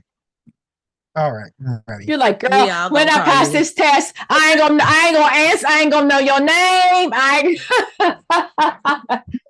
I'm not your therapist. We can have a dual relationship, just so you know. Okay, I'm not your therapist. Read the question. Got it. The client repeatedly sabotages supportive relationships but expresses confusion about why this keeps happening. The social worker helps the client explore early relational experiences and emotional defenses that may contribute to this pattern. All right. So the client repeatedly sabotages his relationships, but expresses confusion of why this keeps happening. So he's basically, sabotaging his relationships, but doesn't understand why it keeps happening. The social worker then helps him explore like early relational, the unconscious, right? And emotional defenses that contribute to this pattern. Okay. So Can we stay there for a minute? Okay, so is there a theory that comes to mind as you're reading this question? yes, it said explore early relational. So I'm thinking about like Freud theory or Well, okay. I was thinking more of Margaret Mailer. What did Margaret Mailer say? The attachment issues. That's a childhood experiences. Exactly. And what happens if I don't attach in the first 3 years? No, And you'll have have bad relationships. relationships. Okay. So she's a neo-Freudian.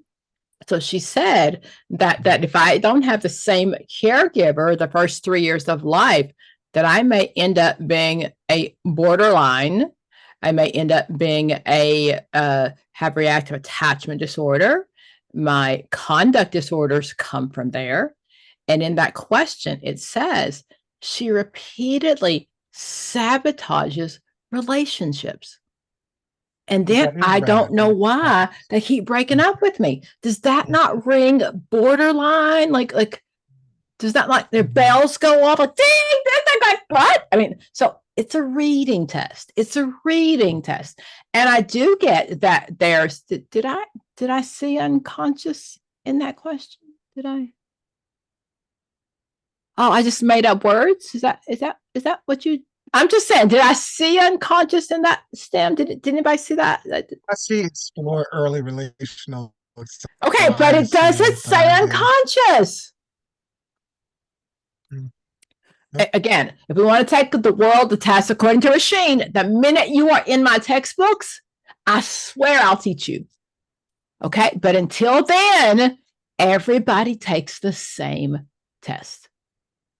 Okay, so from reading the question, my gut says bipolar.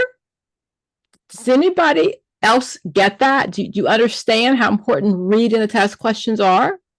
And I know you had some tutors that read the first ones, read the last line, read whatever line. No, read every word. It's like the Bible.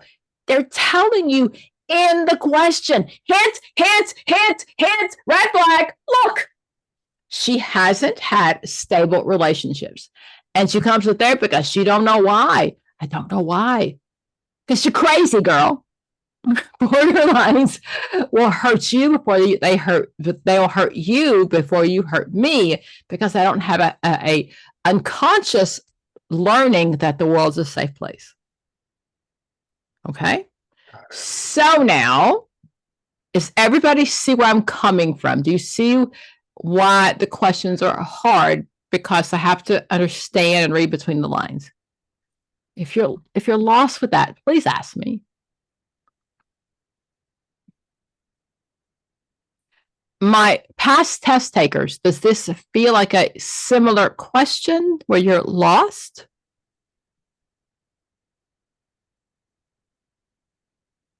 Well, you explaining it definitely made me think differently about the answer that I would choose now.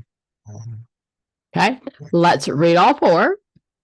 Okay, so the approach primarily seeks to A, build behavioral alternatives through reinforcement, B, increase conscious awareness of unconscious conflicts.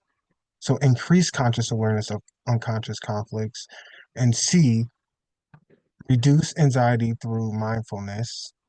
And then D, replace negative cognitions with realistic thoughts. So I'm gonna scratch D, C and D.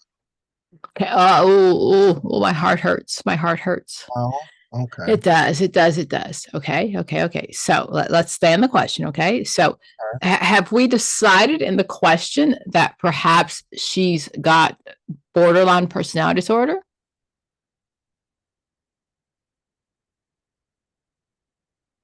She can.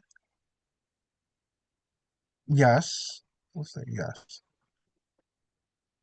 I think you're just guessing with me. Okay. So stay with me. Just stay with me. And anybody else want to chip in and figure out where I'm going with this?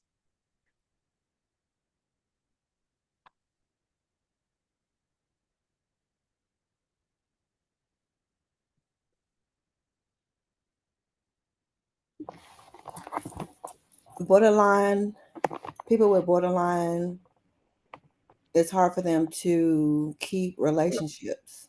It is. Place, right? It's happy, sad, angry. I mean, it's. So DBT is the theory of how we treat them, right? Mm-hmm. DBT teaches them mindfulness, interpersonal relationships, right? Mm-hmm. How to live in the moment, calmness, all of those things. Okay, so I would definitely take out D, because D belongs to who? Cognitions are wasn't it Freud? Freudian's unconscious and sex. What are you thinking? CBT, Yashana. Yes, CBT, Yes. CBT. Yes. My thoughts are CBT. Okay. I'm taking that out for sure. What else can I take out? No way, no how. Yes. Who's that? The Reinforcement. So that's we just said that one. My positive reinforcement. That's Meyer. Skinner, Pavlov, right? Okay. So behaviors could care less about how you think. They want to change your behavior with rewards and consequences. So when I see reinforcement, ding, ding, ding, my mind goes to Skinner. Okay, so now I'm between B and C. Okay, mute your stuff, guys. This is his question, and if he can ask for help, but you know he got to suffer through it. And remember, if your camera's off, I'm going to boot you out. If passing this test is not your priority, go do something else.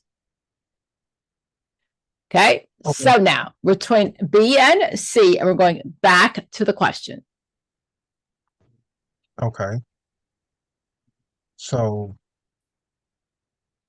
you want me to read the question or just? I want you to compare the two. I'm trying to teach you test taking skills. When we're in the middle of test and anxiety is kicking my butt and you're mad as heck because I paid Dr. Pam, blah, blah, blah, this much money, and I still don't know the answer, I need you to come back to what you know. Okay? So I'm going to take B and C and compare them and then go back to the question. Which one answers the question? Okay.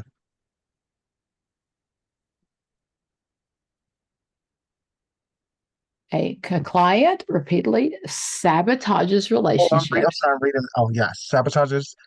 A client repeatedly sabotages supportive relationships, but expresses confusion about why this keeps happening. The social worker helps the client explore early relational experiences and emotional defenses that may contribute to this pattern. So when I read this,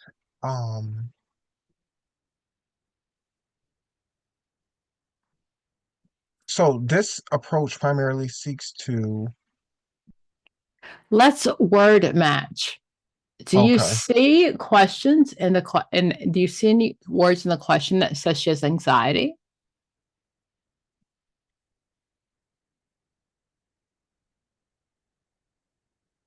No. Wait, it sabotages relationships. No. Keeps happening. No. And I do like mindfulness. And this is, I think, a typical test question because we said she's borderline.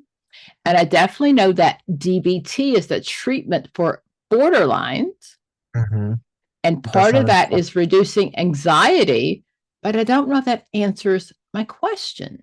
That's not in the question. So I don't see that in the question. So I would scratch C.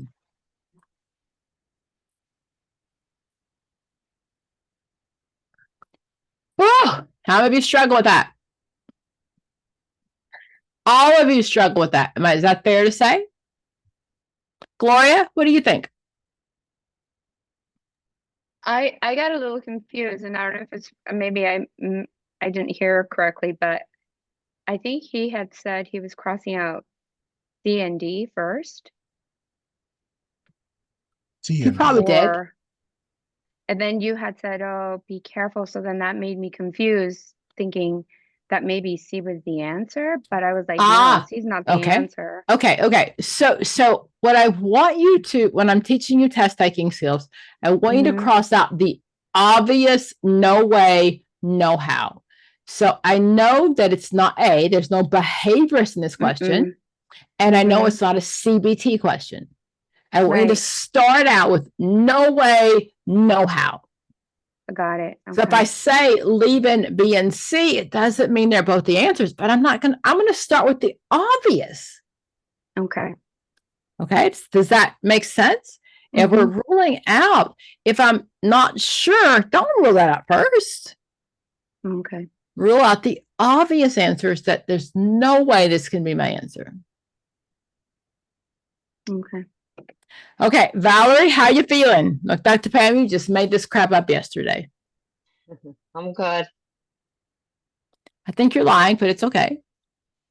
No, at one point I thought it was a different answer. But and then when I read over it again and again, it clarifies it more.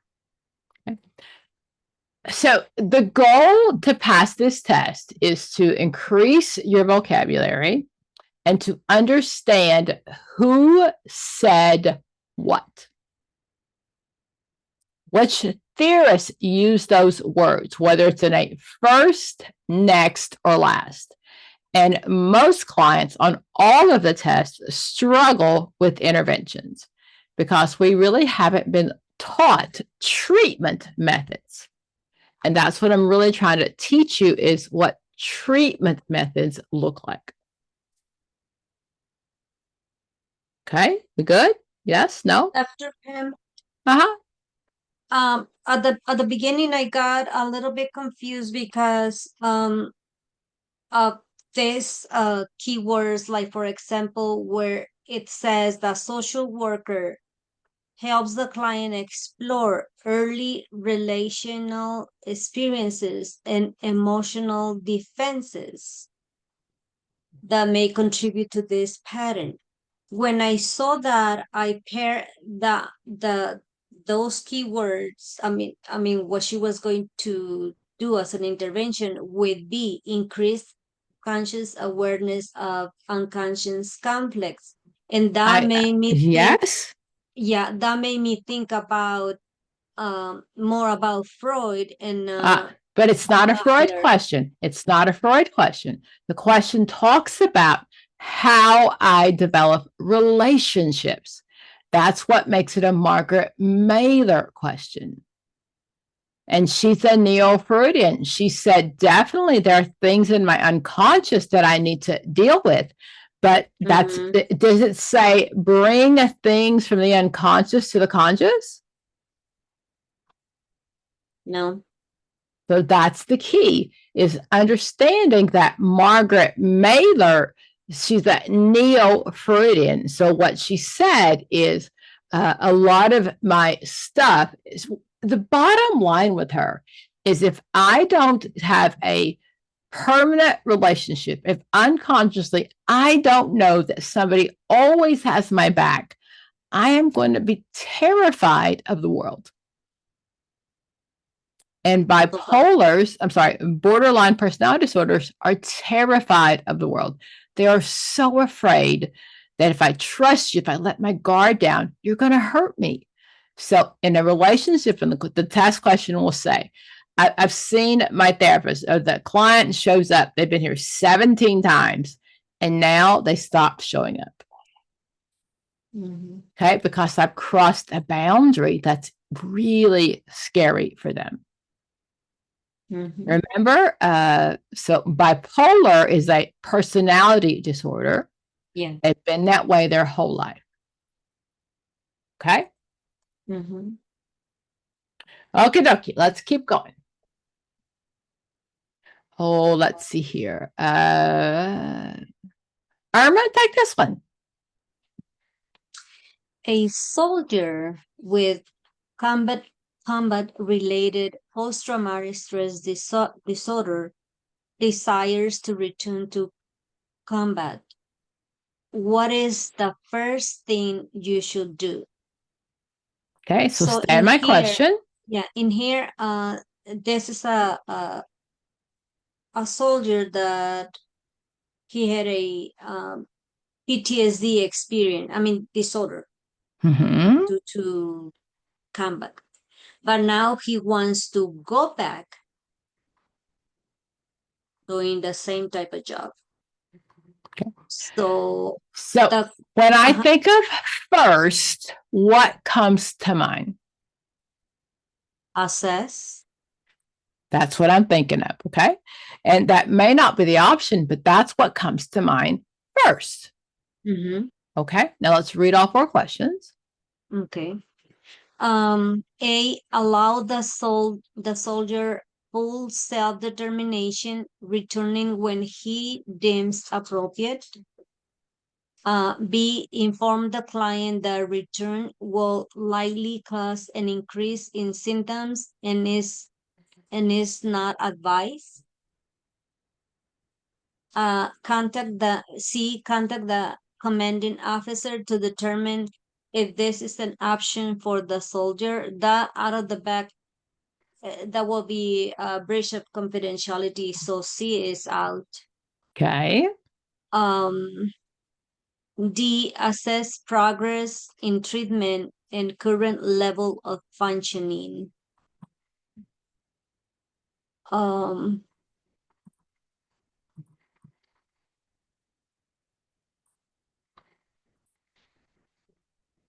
What would I do first?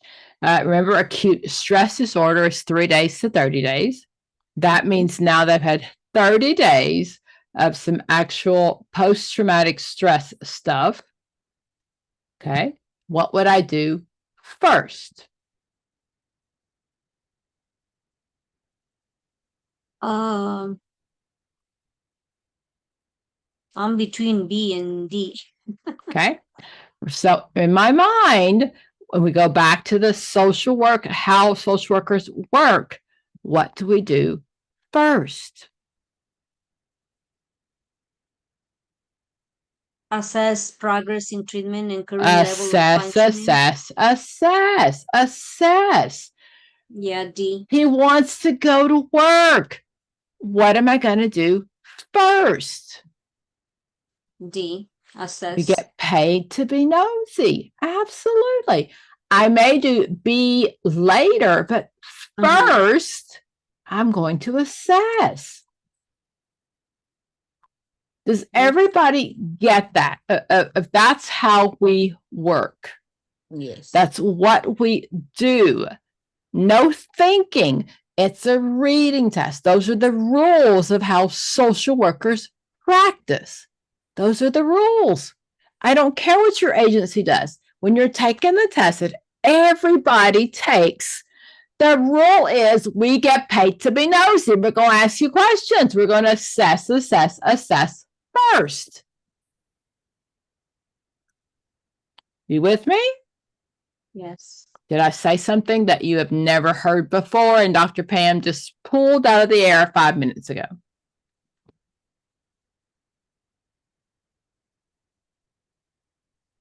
No matter what level the test you're taking, the rules don't change.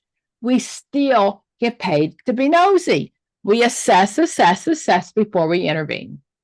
Okay, this is on all levels of my test, but I definitely know it's on a bachelor's level. So, Roxette, this is you, baby girl. Okay. A politician recently admitted his arrangement with the pharmaceutical industry, which involved writing key legislation Them lawmakers to mandate vaccinations if the industry would, in return, finance the majority of his re-election campaign. According to Colbert's theory of moral development, at which level of moral development was the politician operating? Okay. So, Colbert. Tell me my question first. I know it's a Colbert question. I get that. What's it asking me? What are they trying to see if I know?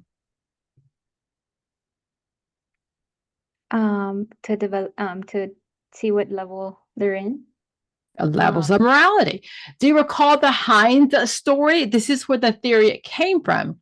Heinz was the pharmacist, and he stole the medicine to take care of his wife. And the issue was my little kids thought about pre-conventional. I don't want to get in trouble. Conventional is where most of us stay. And then post-conventional are very few of us that get there. And we're going to follow society's rules based on what we think is appropriate. Okay. Okay. What can I rule out? The last one, D. Okay. That is truly a part of his theory, but it's not a level. There are 3 levels and 6 stages. That is not a level. Good. And A? Ooh, tell me why.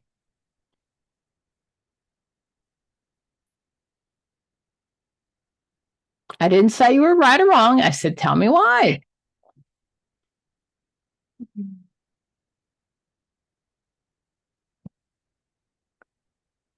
Go back to the question. What words tell me why that's right or wrong? Mandate, like vaccines. Okay, so a politician recently admitted his arrangement with the drug people, which involved writing key legislation to mandate vaccinations. If the industry would in turn return that finance the majority of his reelection campaign. I don't think you understand the question. Can you tell me what's happening in the question? Can somebody help her out? What's happening in the question? What are they asking me?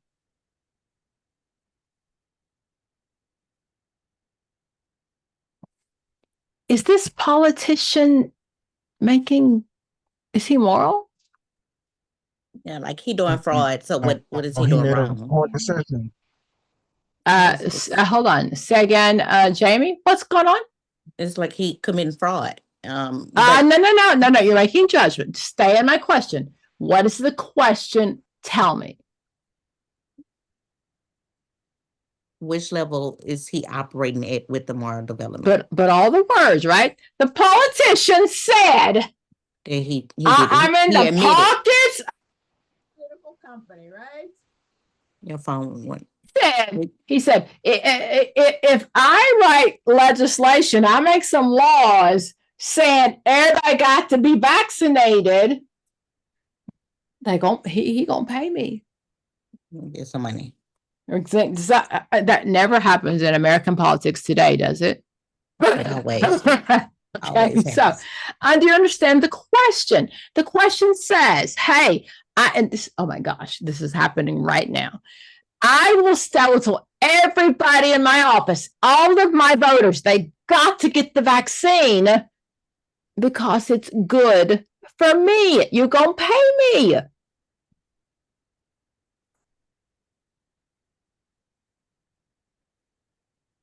You do for me, I do for you.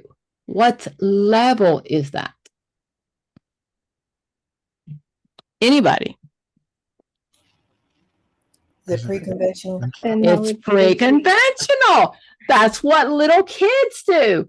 I'll follow the rules because it's good for me. Makes sense. Okay, so a lot of us, that was a hard question. That was a really hard question. Let's process that because conventional is where we're supposed to be. You should be between 3 and 6, and this doesn't answer the question. I can be a grown adult and still be in the pre-conventional level, can I not? I know none of you ever have any friends. You ask them for a favor. What's in it for me? Those are just my friends. Your friends. You have great friends.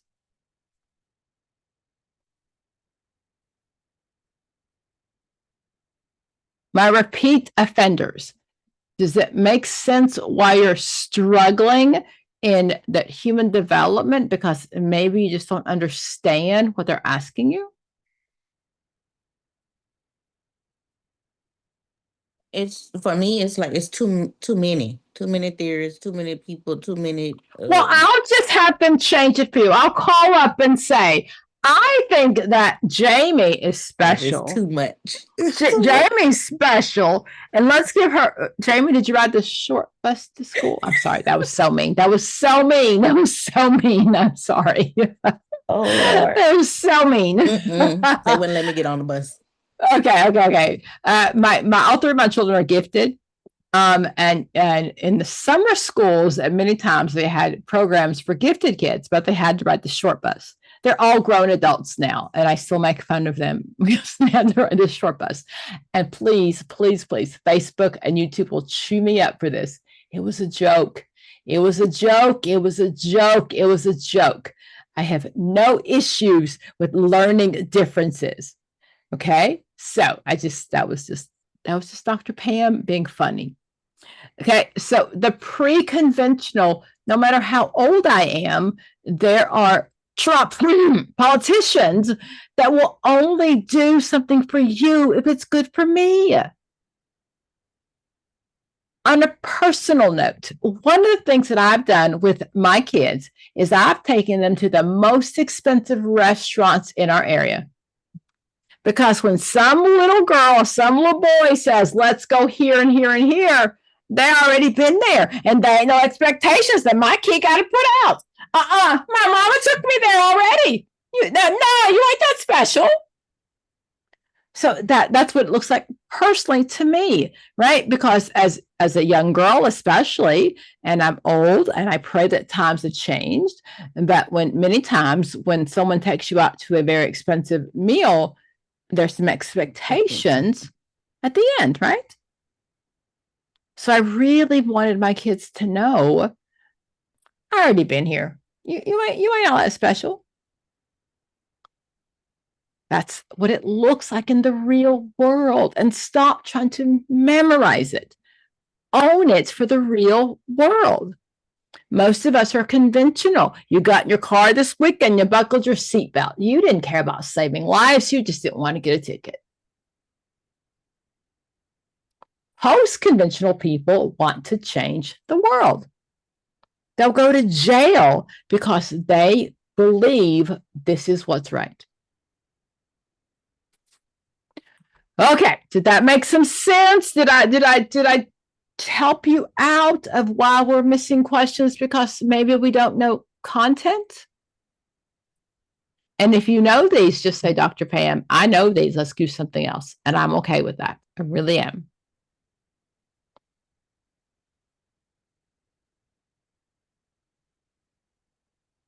This is also a recall question. I'm trying to teach content. All of you have learned a lot of next questions, but we still struggle with content.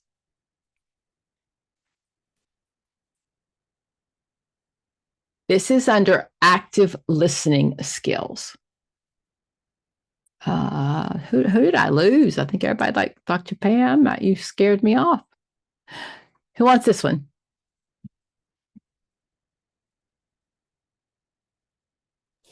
I'll take it. Okay. Client, I'm depressed. I've lost my hair at a much quicker rate than I thought possible. I'm terribly embarrassed to go out in public. I'm feeling extremely anxious and uneasy about my baldness. Social worker, you're anxious and uneasy about the transformations that are a natural process of aging. The social worker response is, so the client has come to the social worker. Yes, right. Fun. Feeling depressed because of, her hair is coming out and she don't like to be out in public because her anxiety about her baldness. And then the social worker says that you're anxious and uneasy about the transformations that are natural process of aging. The social worker response is A, encouragement, B, summarization, C, paraphrase, or D, reflection of feeling. Okay, so let's go back to my question. We always spend more time in my question. So tell me what's happening in the question. What's happening?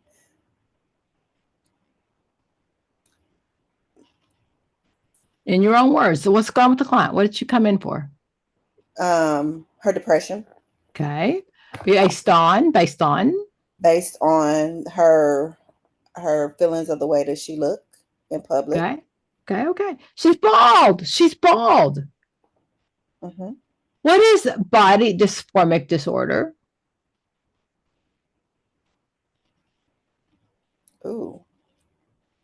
When you don't like something about your body, Michael Jackson like your disease, hair or anorexics, right? Mhm. They have a very, very strange view of what their actual body looks like.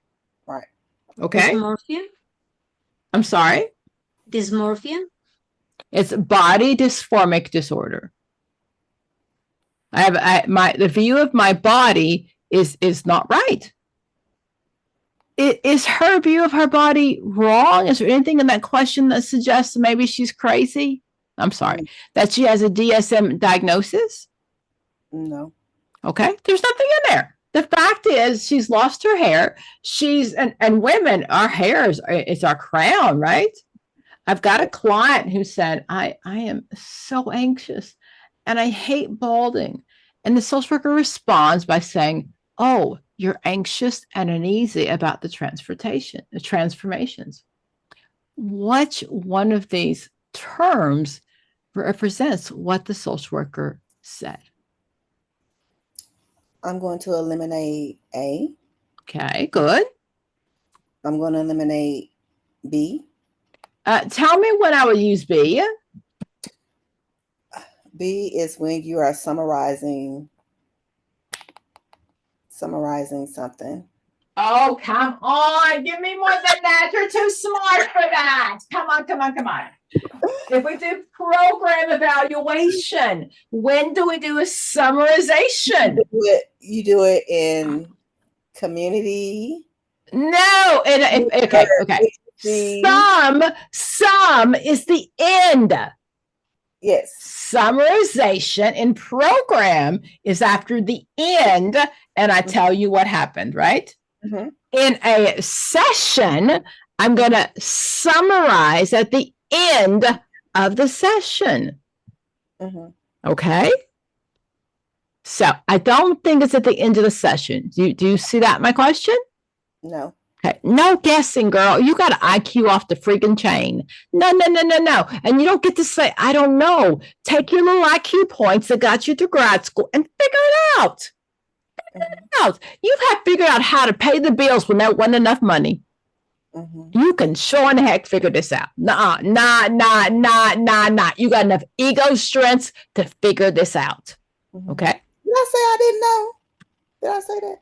You didn't answer the question, right? You're a summarization. I don't know. Did she not? Did she say that? I can go back and repeat the tape. We gonna review the tape, Dr. Pam. Let me call the referees, the umpires, so you can go back. What I heard you say is, I don't know, and I have definitely been wrong before. So okay, so I'm gonna eliminate summarization. Yes, you are. And I'm going to compare B, C to D, and go back to the question and tell me which is the best answer. So my thought process is the client is coming in because of her feeling. She's feeling like, she has depression and she's concerned about her baldness. So I know that when the vignette has something to do with feelings, then the answer has to do something with feelings. So my answer will be reflection of feelings. Absolutely. She says you're anxious. She gives the feelings words the client didn't say. Oh, girl, I am sorry I was in your stuff because you know your stuff. Oh. Good job. Everybody see how she got there? Okay, let's keep going.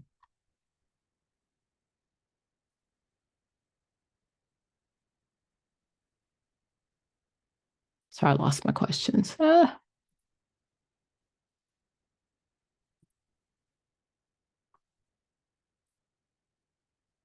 Okay.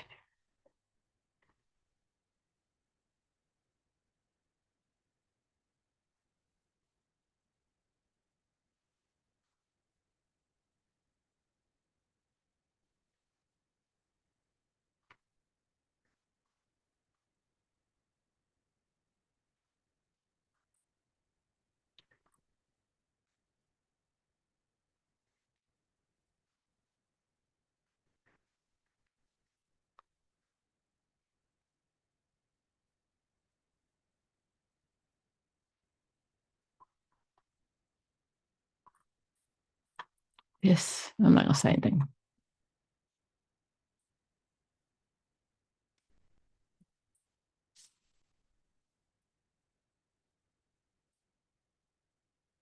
Okay. What's this one?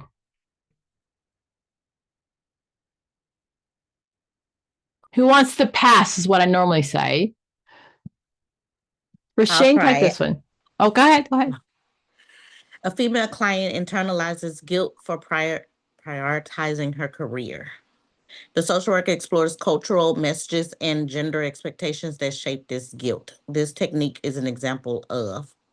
So, as a female client, and she has some guilt for putting her career in the forefront. And then the social worker works with her to explore cultural messages and gender expectations that shape that guilt that she's facing. And so it's what technique are they using for that? And so power analysis and social deconstruction, behavioral activation, reframing through exposure, schema therapy. Say my question. What are they asking me? What KSA is this question asking me about? What knowledge, skill, or ability? Let's say it's knowledge, skill, or ability. Social work explores cultural messages, gender expectations. So knowledge, I would think. Of what? Cultural competency. Perhaps it matters that she's a female client. When they give me that in question, it matters, right? Mm-hmm. Okay. So, and she internalizes her guilt. So that matters. Mm-hmm. Now let's read all four. Power analysis and social deconstruction, behavioral activation, reframing through exposure, and schema therapy. Internalized guilt. So I heard a schema, but I don't remember what it is. Yes, you do. Yes, you do. If you've ever watched any of my videos, when I say schema, I go, that schema is the schematic of how I see the world. You only see it in two places. Piaget, he talks about my schema and how it develops between assimilation and accommodation. And CBT talks about it. CBT is my phenomenological view, how I see the world through my eyes. That's schema. That's only. Okay. Okay. So I would take that away. Okay.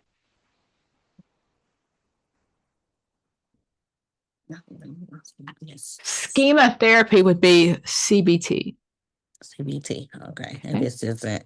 All right. And then I would take away behavioral 2B. Why?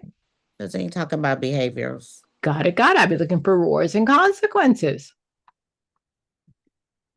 Okay. So now I'm between A and C, and I'm going back to the question, which one of these, and I'm still trying to figure out what the heck are they trying to measure it that I know? For prioritizing her career. And the social work explores cultural messages and gender expectations that shape this guilt. Or what are the expectations based on her culture and gender that may shape the guilt that the client is having? Power analysis and social deconstruction. I kind of want to go with A. You got to tell me what theorist this belongs to first. Oh.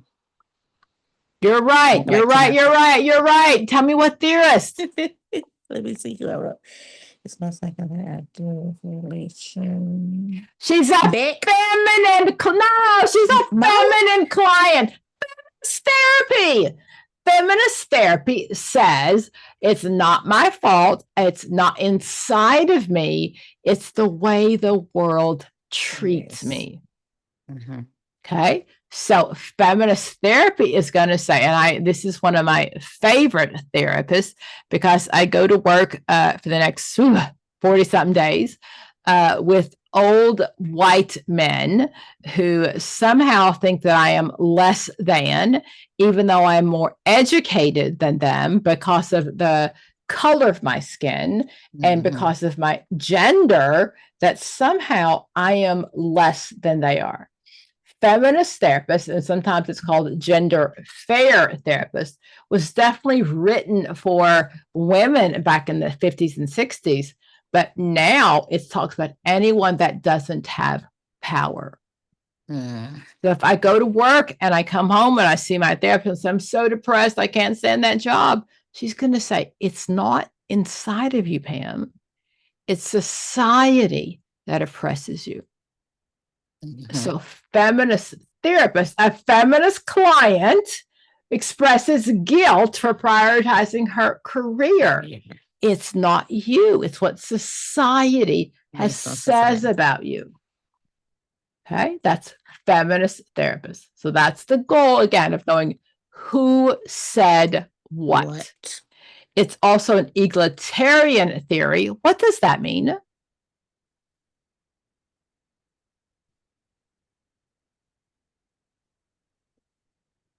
I think I heard that. Oh, yes, you have. I just made it up yesterday. I wrote it in Webster's yesterday. No, in African American families, if both mom and dad are in the house, they're considered egalitarian. That means that they have equal power. Everybody's on the same page. Okay. That's where the ones, you can't be bringing you in this house. If you didn't grow up in a house with the mom and daddy, you can't be bringing you in this question, because the theorist, this test says that egalitarian is with African American families when mom and dad are both in the house. Okay. How we doing? How we doing? Learning some that's making us uncomfortable, making us go, things that make you go, How are you, Roxette? Do you feel the questions are above your head? Am I tuning into some things that you have seen? It's been really helpful to see this, to the communication, make the question above. Okay. And the goal is just to really understand who said what. Even in a first or next question, we still have to understand the theorist. And I think that's a lot of the part that we're missing. Okay, let's go back. What is cisgender? Natural born females? Well, it means that they assigned me the doctor looked down, I had a vagina and a breast and two breasts, and I agree with what he said. So that is cisgender. I agree with what the gender they assigned me. If I don't agree, what's that called? Trans. Gender dysphoria. Gender dysphoria is if I don't agree. And I can then choose to change my gender, and that's transgender, because gender dysphoria is the DSM term, and I don't agree with the gender you gave me at birth. Okay, I'm gonna skip that one for now.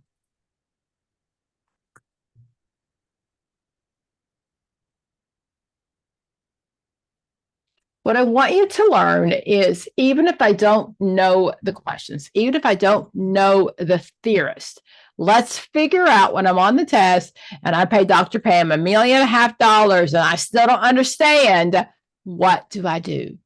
What do I do? Okay. Okay, Gloria, take this one for me. When treating elder adults with depression, the best approach treatment is treating elder adults with depression. The best approach to treatment is, so right now I'm thinking first. Cognitive behavioral therapy coupled with family interventions, significant reliance on psychiatry because medication management is most important. Treatment of elder adults is similar to older adults, so no significant alterations are needed. Coordination between medical and mental health due to the influence of medical conditions on psychiatric symptomatology. What would I rule out? Like an older person with depression. When treating elder adults with depression, I would rule out significant reliance on psychiatry. Okay. I'm right here. I just have to open the door.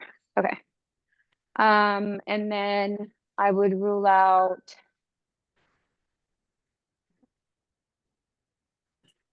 depression, coordination between medical, cognitive behavioral therapy coupled with family.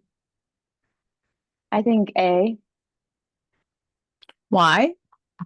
Because it sounds like that's CBT coupled with family interventions. This is an older adult. What So I does don't- research say about how I treat depression? What does research say of how I treat depression? What is the only evidence-based treatment for mood CBT. disorders? CBT. Does it matter if they're old? No, it doesn't matter. It does not. So that's just a recall question. CBT is the only evidence-based the research, the only one we have, and it works for anybody with the mood disorder. Now, I know you know that, so tell me why you struggled with that. I struggled with it because it was elder adults and I was trying to understand the other answers. I was keeping that in mind and I was trying just to understand D to make sure that I was ruling out the right one. Okay. But I think I ruled out CBT because the last part, family interventions, with family intervention. Okay. So coordination between medical and mental health is the influence of medical conditions on psychiatric symptomology. I hear that, but do I see that? Do all elder adults have other issues? No, no. Do they have other issues? Yes. And the question, though, do I know that in the question? No, not in the question. No. Okay.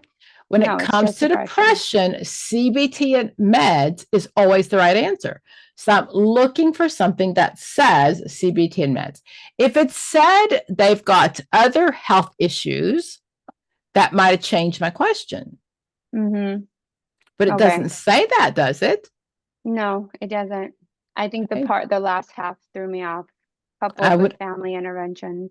And I see that, but I got to stay in the question because all it's asking me is based on what's the best intervention for depression. If it gave me more information in that one line, I would have done something differently. Okay, but because I should know that CBT is the only evidence-based practice that treats depression, even though I might not like that last half, I have to go with that one. Got it. Very okay, guys, I'm going to wrap you up shortly. So ask me questions, things that you've seen before. I'm going to pull up just some recall questions, but ask me questions, things that you've seen someplace else.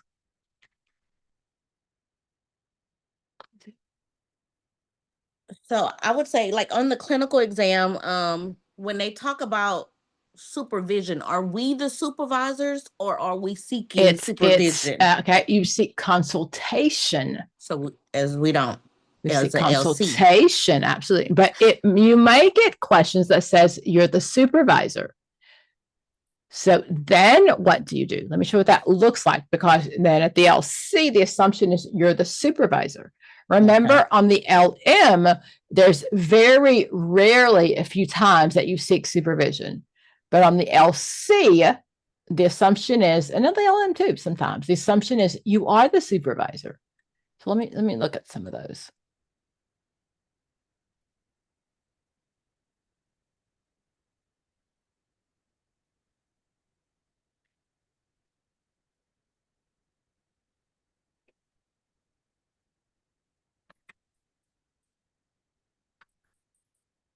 Remember, it's a reading test. It's a reading test. It's a reading test.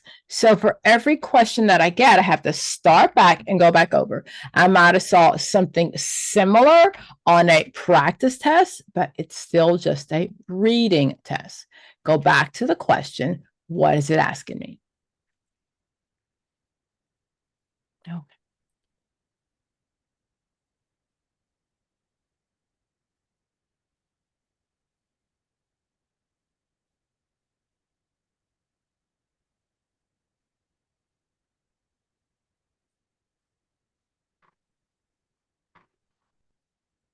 Mm.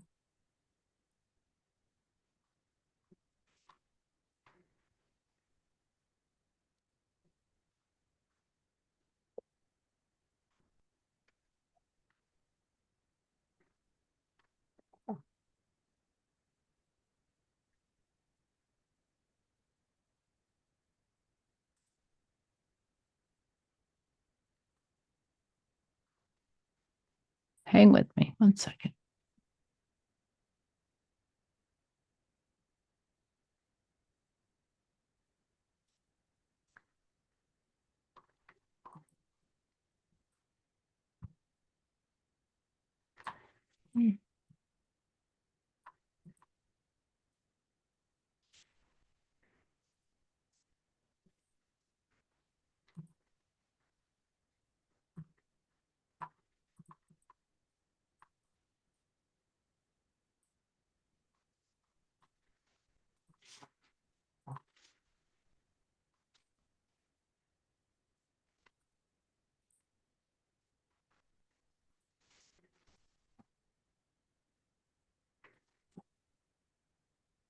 Just a sec.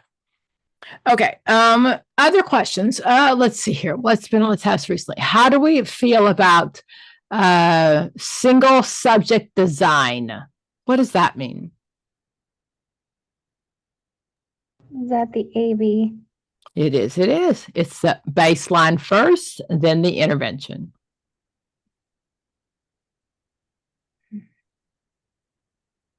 Okay, I'm waiting for that to download. So hold on, just be patient. I'll pull up some of those supervision questions on the LC, but let me just pull up some others. You've taken the test more than once. What questions have you seen that surprised you?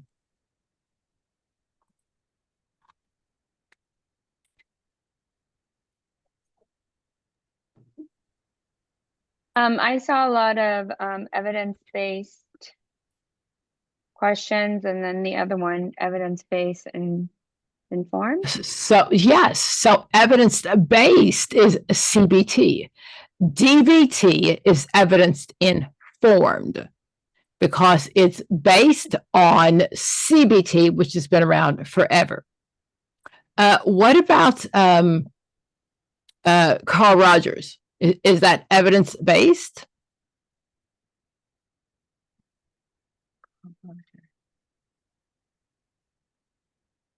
Evidence-based. He says nothing. Is that evidence-based? Yes. He does. So CBT is evidence-based. So anything that's an offshoot of CBT would be evidence-informed. That means because I'm using CBT as my background base, then anything that's CBT related would be evidence-informed. Oh, I see. Okay. Okay, So Rogers is an offshoot. No, it's not. It has nothing to do with CBT. Does that work for everybody? No. He says nothing. He says absolutely nothing. So evidence-based is empirical. Remember that your mean teacher made you to do all the research, and you had to go and get peer-reviewed articles. Evidence-informed means that it's based on some sort of evidence, but it hasn't been around long enough to be evidence-based. But it is evidence-informed. Yeah, I just feel like there's certain questions that are not, well, that I've run into in my studying that I find that evidence-based is, there's a lot more about it than Okay, I so think I know. okay, Because so it's here, not about they don't ask it under like the CBT or but it is, it CBT. is, it is. That's where I want you to start. Okay. Evidence-based is anything that's been around forever and it's tried and true. Okay. Let me give you a, So when you pick an evidence-based approach for if you feel like that is a treatment that fits your client and you pick that evidence-based CBT approach. is evidence-based. It's been Okay. around forever and forever and forever. Okay. So you can choose that and there's no research needed. It's already been researched. Do you talk about it with your client? No. When You you go don't to talk your about it. doctor, when you go to your doctor and he gives you an antibiotic for your infection, does he say, well, you know, we have used ampicillin for 37 years and we know it works? No. I would talk about with my client if they ask for something that's not evidence-based. I saw on TV that this new drug works. Can I do that? Then I'm going to say to my client, I don't have enough, there's not enough evidence to prove that works. So No, that but will the be client evidence isn't. informed? So again? So that will be evidence informed? No, evidence informed is research based. Does Tylenol work for headaches? Yes. How long's Tylenol been around? Probably 100 plus years. 37 million years. I don't know. I might have taken Tylenol and my kids aren't autistic. I'm not sure I trust the president. I'm just going to put that out there. He also said drink bleach if you have COVID. Just go put that out there. Okay. Just go. I don't trust. He's not my MD. Okay. So evidence-based is something that we've always done based on everything of research and research. When the COVID vaccine came out, was it evidence-based? Did we have a long history of showing that it worked? No. Not at all. I don't even think it was evidence-informed. It may be now, but it's showing the heck wasn't evidence-based. The only time I've had COVID, the doctor gave me whatever that metallic medicine was in your mouth. At the time, it wasn't FDA approved. It was not evidence-based. Remember in grad school, you had to do empirical research that 5 or 6 theorists had read this and they proved it and that it worked. That's evidence-based. See, where Now, I get confused is that I understand that evidence-based is something that has been researched and we use it because it's worked and it fits the client. But my question was, if we decide that that is the therapeutic approach that we're going to go with because it fits my client's symptoms, do I need to we're going to do CBT, and CBT is about, not that they ask us, the client doesn't ask me, I offer that information. Okay, so let's stay there for a minute. Okay, so if you, again, we're no different than any other profession. Okay, so I've got I hate to say that loud. I've got some incurable disease, right? And evidence-based says A, B, and C fixes it. We've used A, B, and C, and it's not working for me. So now I'm going to say to my client, we've used all the research-based products. Would you be willing to try something that's not research-based? Most often now I'm going to clinical trials. Clinical trials say, you're about to die, you got nothing else to lose. Okay.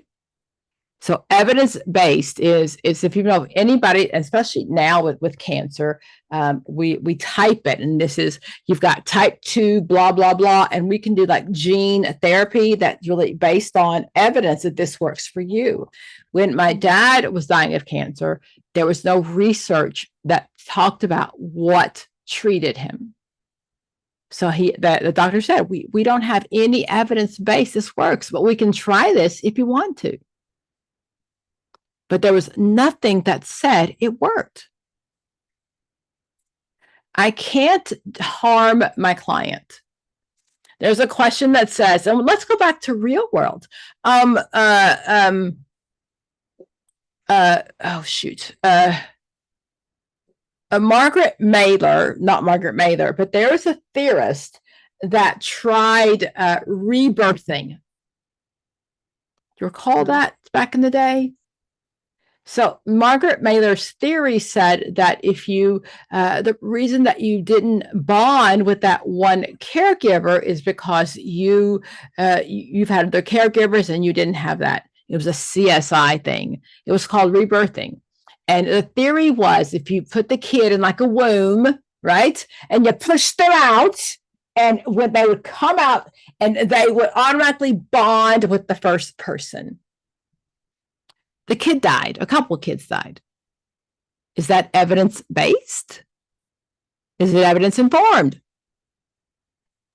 No. So we don't do that. We don't do that. But if I am in a trial and there's no cure for you, I can say to you, there's no proof that this works. It's not evidence-based. Would you be willing to try it? Okay. Am I sharing my screen? Yes. So we know for sure that CBT works with any mood disorder. That's factual. CBT and meds. Okay, that's a fact for the test. However, this question says, a therapist serving an immigrant client recognized that CBT focus on individual thought feels foreign in a collectivistic culture. Have we done enough CBT on non-Americans? No. If we talk about research and community, we're going to sample the largest community. So we haven't done a lot of research on people that are not majority white people. So I can tell her this works for the majority of white people. I've got some evidence that's saying, but it's not been proven that it works for someone who's an immigrant. So there is some evidence about that. But what I hear you asking, though, is if I'm asking a client to try something new. No. Is that where? Okay, keep talking. No, the client comes in. I'm thinking just because I've been trying to study these evidence-based, and they come in with certain symptoms, and I feel like CBT would fit the client. Mm-hmm. They haven't tried anything else.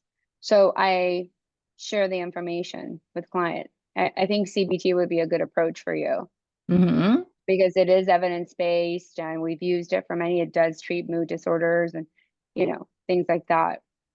The person just doesn't know how the therapist can help them. So the therapist is thinking that an evidence-based therapeutic approach would be the best for this client.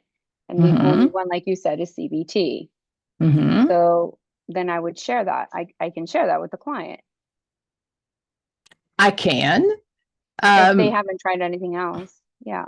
So I will back up. So I've seen a question that says the client comes in and says, I want CBT. Oh, What do you do first? Yeah, you ask why. Exactly.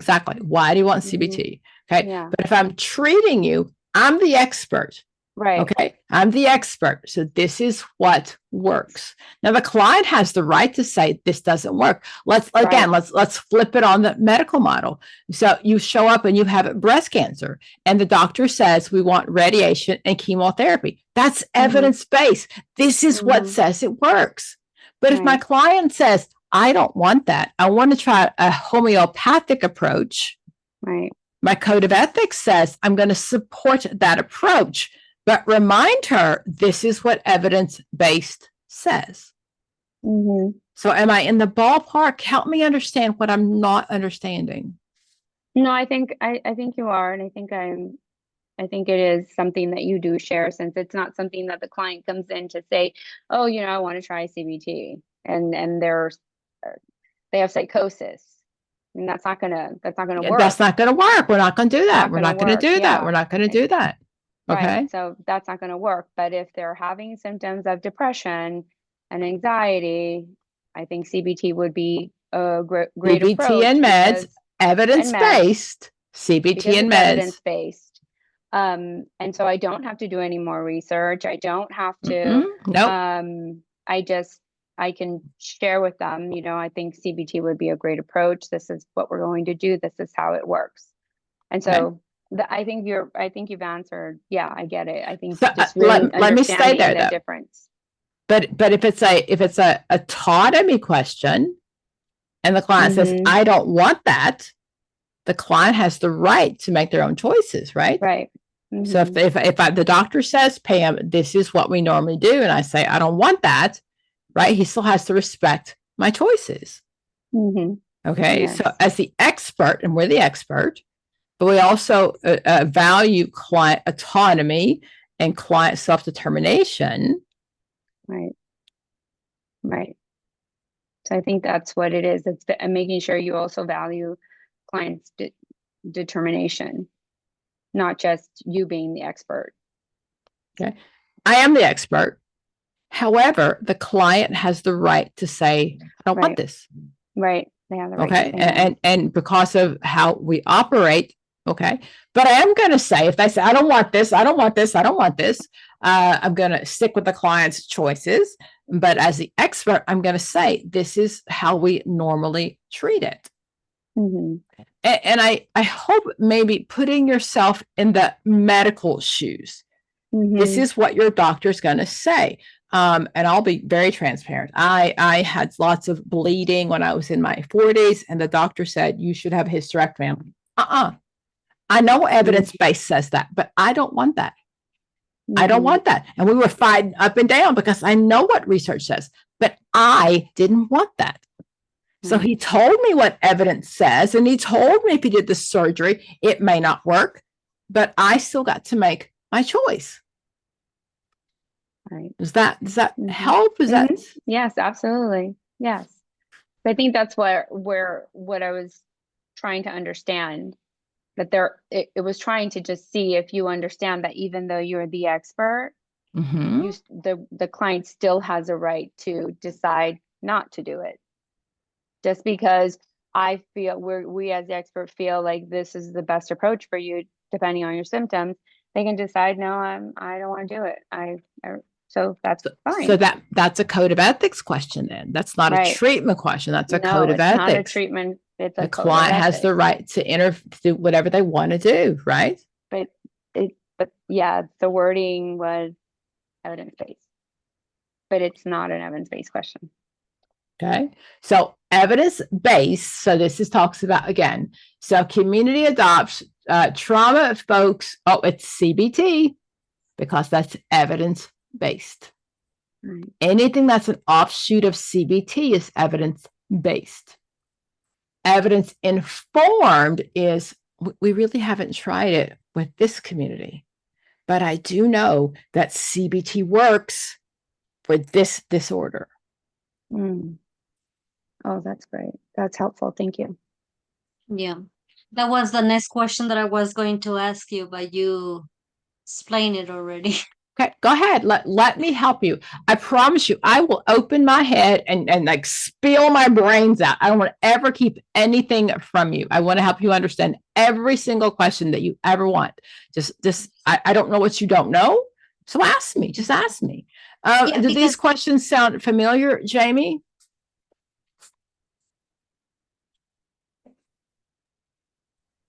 Evidence-based. And evidence informed. So both of those are LCs. A lot of people don't realize there's a difference. Yeah. So I noticed on the exams I took, and it's been a while. The last one I took was in October of last year. So it's Not been a much year has now. changed. Not much has changed. Yeah, I had a lot of community Okay. questions. I had some medication questions. I had a lot about being a Mhm. supervisor, and that's why I Mhm. asked that supervisor question. Mhm. Other than that, you could tell that it was like diagnosing as well. Mhm. And then How are you with your DSM? so I actually do private practice therapy, and That doesn't answer my question. What's the difference between acute stress disorder and PTSD? one of them is longer. That ain't how you answer the test. That's how you got through grad school, fixing your way on a paper. That does not answer the question. Which one is longer? The PTSD. When does it start? At age 18 and up. No, it's not. Girl. I'm glad I'm not joking. I'm glad I'm not joking. No, I'm glad you're not. I'm not joking. You're not my therapist because you be jacking me up. Okay. Acute stress disorder is 3 days to 30 days. 3 days. PTSD actually starts the 31st day. There's actually another diagnosis that I don't usually teach for this test. There's something called acute reaction disorder, which is the first day to the 3rd day. That's a DSM question, but I don't usually teach it to this test. I teach it to other tests. But yeah, so an acute reaction disorder is the 1st day to the 3rd day. Acute stress disorder is 3 days to 30, and then it turns to PTSD. What is the treatment for PTSD? What is it's not evidence-based. What is the best treatment for PTSD for the test? CBT? EMDR. CBT teaches mood disorders. Bipolar 1, bipolar 2, depression. CBT is for mood disorders, CBT and meds. If I'm OCD, CBT and meds, because that's still considered a mood disorder. That's an anxiety disorder. Okay. EMDR is the rapid eye PTSD. movement, and that's how we treat PTSD. The goal is to keep acute stress disorder from becoming PTSD. If I can get you in the first 3 days or 30 days, it doesn't have to become PTSD. Don't get that deep. Okay. Ask me other questions, guys. I'm like the expert in the field. I swear to you, just pick my brain. I do this 1,000 hours a day. No, I don't, but I do it 10 hours a day. I have another quick question. Go ahead, Gloria. I love you so much. I just can't wait to break up with you. So I can't wait to break up with you. Nothing personal. Either. I can't wait. You've got self-efficacy that belongs to Bandura. Bandura says that it may take me longer. It may be harder for me, but I'm not going to give up. And I'm so proud of you. So proud of you. I'm not doing that. But I had a quick question on just task force and focus group. They're usually the same thing. So what happens most often in a task group is, in a task group, this is what happens, is you go to your boss and you say to your boss, I think that we should start taking Medicare for our students, Medicaid for our young kids. And he says, great, go out and get a group of your friends and let's get it together. Okay. A force focus group is going to be more of a community question. So tell me about that. No, I've just run into some questions where it'll ask about task groups or focus groups. And I feel like I get focus group or a force focus group? Focus group. Okay. So a focus group is do you know when a pilot comes out for a TV show and they pick a certain number of people to watch that movie? Oh, yeah. That's your focus group. Okay. Okay. A task group is you have an assignment. A focus group is I'm trying to determine if this particular pilot program, if this particular thing is going to work. A task group, you have assignment. I see. Okay. And almost always on the task group are the therapists. We say, you go to your boss. You know, I really think, I think we just don't have enough Asians in our community. We should do something to grow our Asian population. He says, great. You take you and your 5 friends and go figure it out. Okay. You got a task. The focus is usually a research question because we're trying to figure out of these people focusing on, does this work or not? Got it. Thank you. It's helpful. Okay. What else, guys?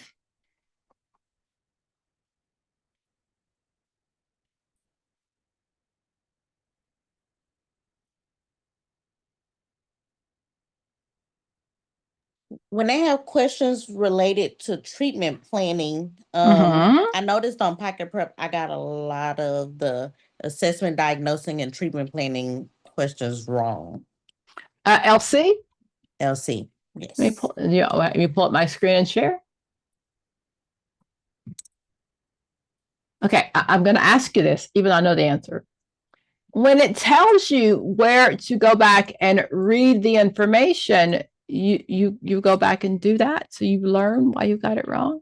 So sometimes I do take notes, and then I say I'm gonna go back and look at some stuff. Okay. No. That was an essay question. This is a third. Do you go back? This is how you got through grad school. You wrote what you knew, but you didn't really answer the question. When you miss the questions and it tells you where you got them and it tells you where to go back and look for them, do you do that? That's a yes or a no. I'm gonna say no. Okay. Because I write the word down and I'm still studying, so I haven't got to most of it yet. But for the most part, yes. But what you're doing is you're just going back to the question and figuring out this is the best answer, but you really haven't learned why. Okay. What did you say? Assessment, diagnosis? Yes. The assessment, diagnosing, and treatment planning. Okay. Let's see the stats. See my screen? Am I sharing? Let's see. Yes. Okay. Read that out loud for me. And if you got it right, I don't care. I'm going to make sure you know all 4 of those choices. All right. Irina states that she likes it when her partner submits to her because she experiences erotic pleasure when she inflicts pain on him. Which of the following diagnostic categories best describe the client?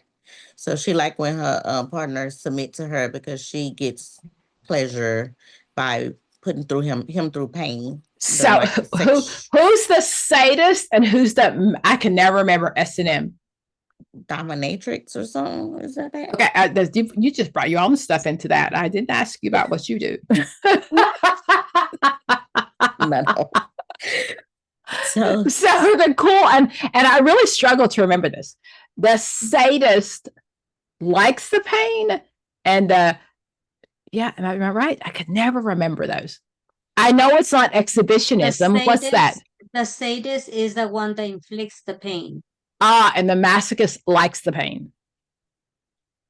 Yes. Okay, got it. S&M. The last time I have ectonym, I need to stop and say, wait, are you the sadist or not?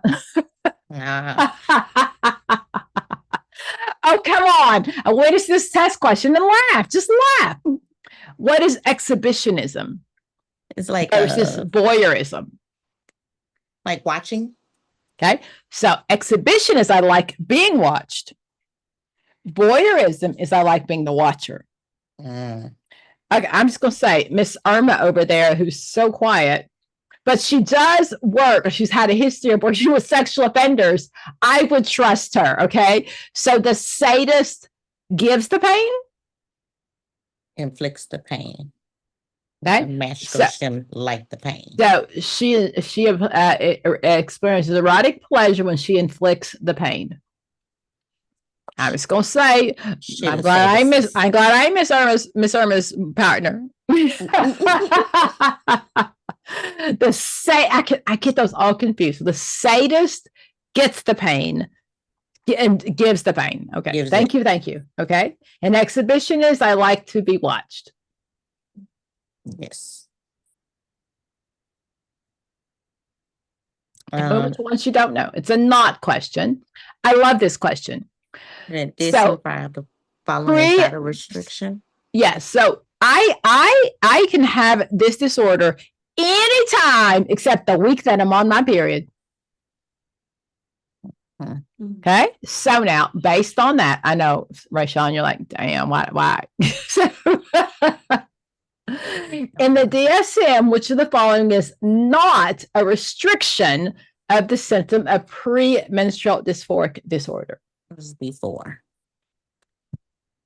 Since it's pre. Okay. So did you pick that because you've seen it 1,000 times? Like recall? Uh-huh. Because pre just mean before. So it doesn't though. It means anytime that I'm not on my period. There's no post dysphoric disorder. That's not an after. Like pre.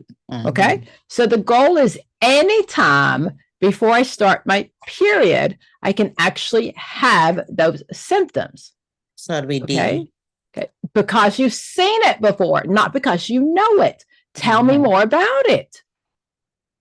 Tell me about the definition. Memorizing it won't help you pass the test. What does this disorder require? It's like the pain from having a cycle. Is it the pain? And it's like the symptoms related to it. So like people who be like angry and then what they call it, PMS, like. Okay, so it's not the pain, it's the craziness, my way that I feel crazy, right? I want to kill somebody. Everything gets on my nerves. And for a long time, we dismissed it. We didn't even think it was a real disorder. What else can you tell me about this disorder? Only women can have it. That's a good answer. That's an essay, but definitely not a test question. Do all women experience it? No. Okay. Is there an age frame of when it happens? I would say no too. Are you just guessing?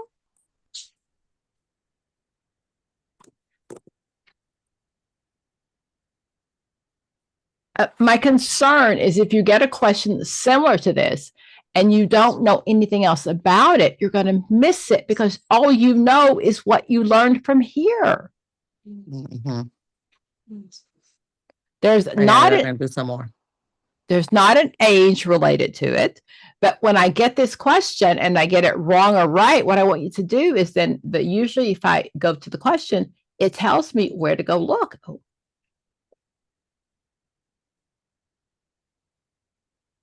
Go look. Learn. Stop trying to memorize. Learn. You're just trying to take, and you're not the only one. And I don't mean to beat up on you. I don't usually beat up on people in the first time with me. It usually takes at least 2 sessions. Okay, maybe. But the goal is taking test questions is not learning. And we want to learn. We want to learn. Okay, so that's what I'm looking for when it comes to premenstrual syndrome disorder.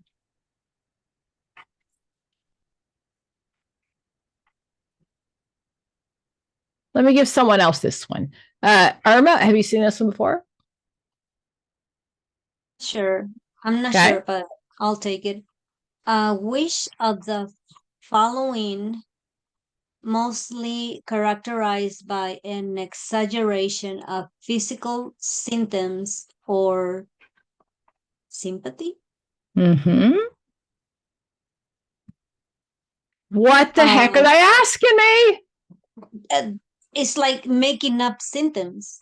Ah, Exaggerating the intensity or duration of a symptom. That sounds like factitious disorder.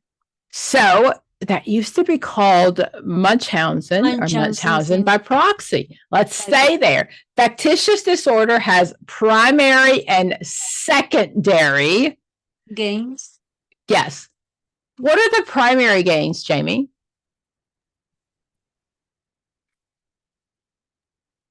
And you wonder why you like bass, girl? So factitious disorder. The primary gains are invisible.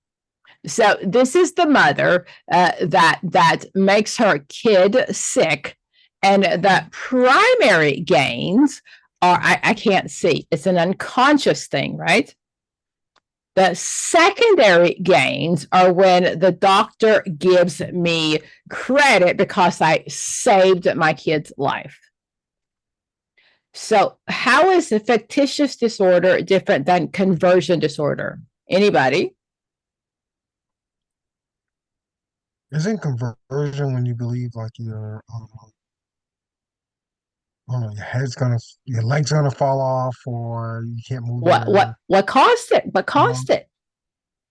Like trauma or Yes, a conversion disorder is Maya Angelou in her book, I Know Why the Cage Bird Sings. She said that she was, and you know, she's a famous poetess. She wrote this amazing poem for Obama's speech. She wrote a great story, a great poem for Nelson Mandela. But she says when she was little that she went to live with relatives and she was raped by a man in the community. And she came home and she told her relatives, and they killed the man.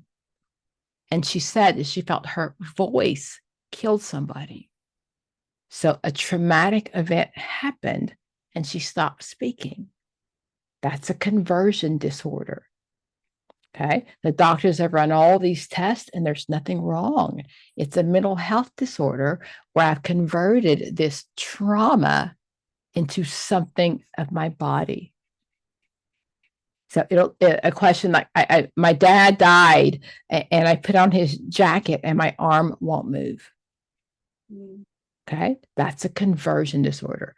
Factitious is I'm faking it, but you don't know why.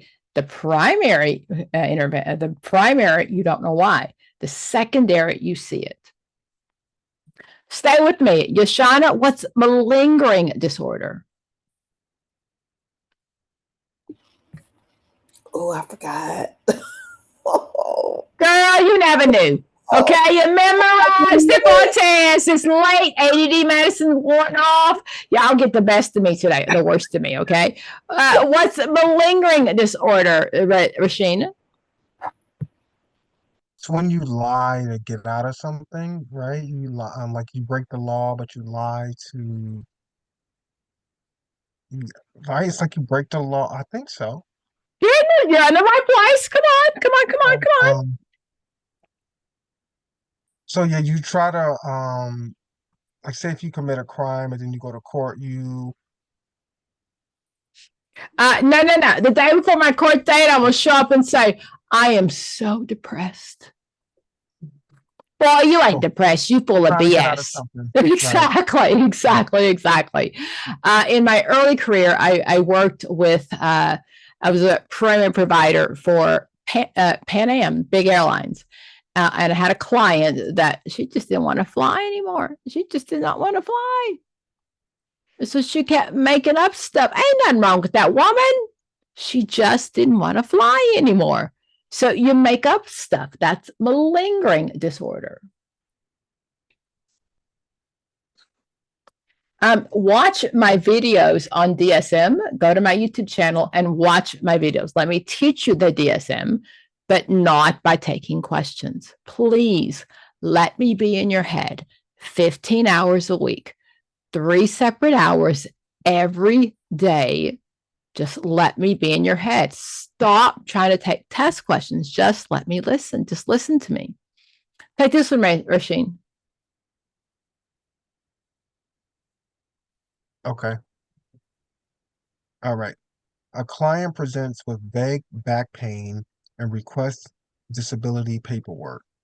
During the evaluation, symptoms appear inconsistent with physical findings, and the client becomes defensive when objective tests are suggested. Which diagnosis should be considered? So a client presents with vague back pain and they request disability paperwork, right? So you got back pain and you're requesting paperwork. They're evaluated and their pain is inconsistent with the physical findings. So basically the doctor said that I didn't see anything wrong with your back, after evaluation. Then the client becomes defensive. And when objective tests are, let's say you can be factual, right? Subjective test is my opinion. Chick-fil-A sucks. Chick-fil-A sucks. Is that factual? That's subjective. That's I think it's factual, but that's just. I think it's subjective. Okay, Chick-fil-A is closed on Sundays. That's a fact. Objective, that is true. That's factual. That's factual. Absolutely. Okay. So which diagnosis should be considered, right? And so conversion disorder is when you, as I said earlier, when you state that there's like trauma and your leg or something can't move. So that has nothing to do with this question. Somatic symptom disorder is when you state that there's stuff wrong with you and it's not necessarily true and you've been evaluated by like a doctor. So hold on. So a somatic symptom disorder is an overall umbrella that I have a physical issue and it comes out. I have anxiety and my stomach hurts. Okay. So that's overall anything at mental health that comes out as a physical disorder. So now I'm between a fictitious and malingering. So malingering, we know you trust to get out of something. So go back to my question, which is my answer. You want me to pick the answer now? I would scratch. Go back to the question. I'm down to 2. Okay. What's my answer? C. Is he faking or malingering? Prove it to me in the paper. Prove it to me in the question.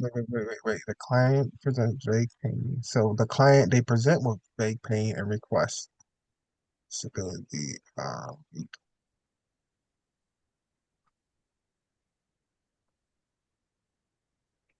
So no, it would be D then because they want something from me, right? They want something from me. They're malingering. They want something from me. Disability paperwork. Now, can you sign this for me?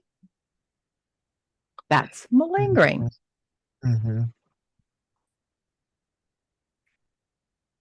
Okay. Back to you, Jamie. Jamie, you gonna be like, I ain't never ever come to any more Dr. Pam's group because she be all up in my stuff. I would have left like the other girl.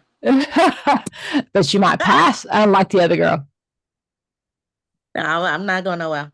You ain't running away that whole day. I love you dearly. I don't know you, but I want you to pass more than you ever want to know. And I get when I call you on your stuff, it's not mean, it's purposeful because I want you to change the world. I want you to make more money. I want you to see people that won't see anybody else because they like the color of your skin and the personality that you bring. And that's important to me. That's why I started this business. I promise you. And why my other coaches are so nice. They're so nice. They're so nice. I ain't got time for that. Girl, we just need to just get this done and pass this test and go make money. All right. Maybe your money tree is better than mine because mine be looking. It's fall. Like them leaves be falling off. Okay, so okay, look at this one. A college student burdened by indecision size. I can't seem to get out of my own way. The counselor asks, if you woke tomorrow and the fog had lifted, what would you notice first that tells you clarity had arrived? This question primarily serves two. So it's a college student who made a remark by saying, I can't seem to get out of my own way. Like basically she's going through a difficult time. And so the counselor asks, well, if you woke up tomorrow and this difficult time that you're dealing with wasn't there anymore, what would you notice? First, what would you notice in the first, would tell you basically that you're not in that fog or whatever. Like what would you notice? So let's say that, what theory is this asking you about? My notes. You gonna take your notes to the test? But I'm still learning. This is the miracle question. This is solution focused. Solution focus is 3 to 5 sessions. It focuses on, yes, there are 3 terms that belong to that. It's going to be miracle question, the accept question, and the scaling technique. Accept. My LC people, have you seen those terms on your test? You have. You just didn't recognize it. I promise you, on the KSAs, it's on there. A question like this is on there. It just doesn't give you those words. There's nothing in here that says the miracle question, but solution focus. If you go back to the KSAs of the LC, that's one of the theorists you're supposed to know.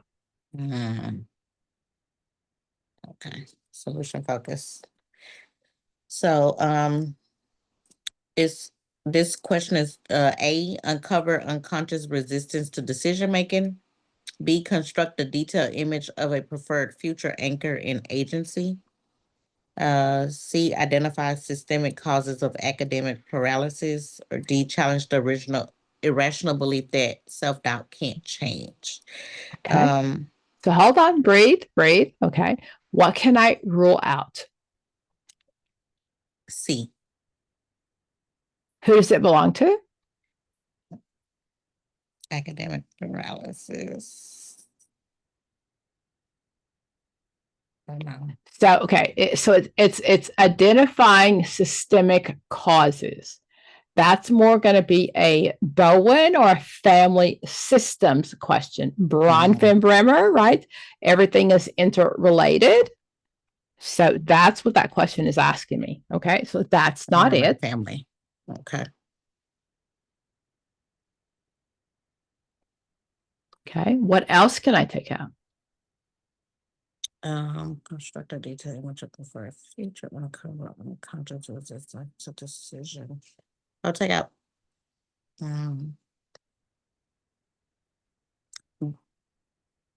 B. Let's go easy. Would I not take out A? Unconscious resistant to decision making. If it says, hold on, tell me why. If it says unconscious, why? Yeah. So is there anything in this question that suggests it's unconscious? Not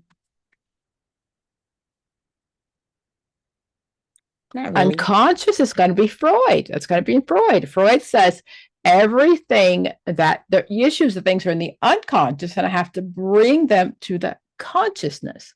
Is there anything in this question that suggests that it's an unconscious question? No. So I'm going to take out Freud because A is a Freud question. Now I'm going to go back to the question, okay? I'm between B and D. I'm going back to the question. So she's saying I can't get out of my way because she's burdened. And the counselor say, if tomorrow the fog had lifted, what was the first thing you would notice that let you know that that fog is gone and clarity has arrived. So I will go with D. Tell me why.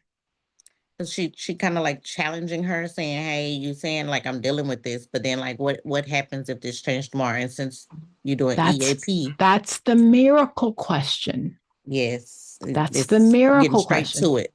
The miracle question says, if the problem wasn't a problem, what would I do? Okay. So my best answer from that one is challenge the irrational belief. That's REBT. Construct a detailed image of what you want your future to look like. That's the miracle question. To the next one. Okay. And I wish it made it clear. God, I do, but it doesn't. It doesn't. It's vague as all get out.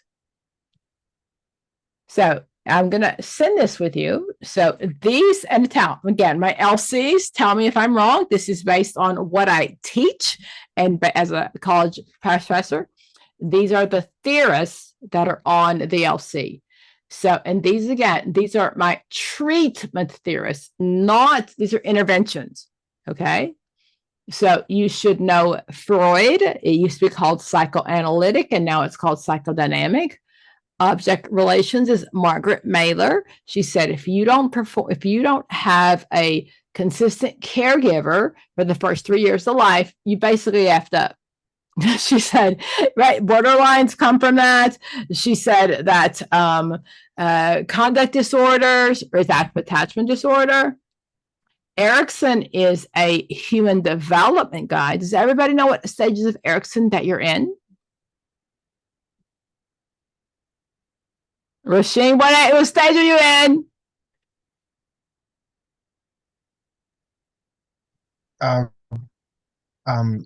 Isolation. It's intimacy. Intimacy versus isolation. Mm-hmm. My last year, my you went away with your boo, so I think you did pretty good with that stage. I'm just saying, okay. So, and then the next stage, right, is I'm going to be a relationship that's stagnation versus generativity, and that is going to be from 40 to 65. And then my last stage is ego integrity versus despair. Skinner and Wolpe are my behaviorists.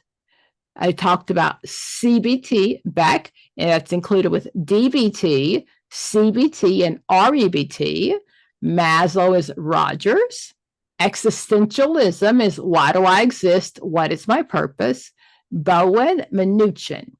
I can promise you all of these theories are on the LC.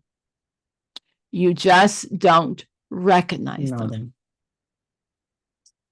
They're there. If you go back and Google the KSAs, these are the theorists that are on there.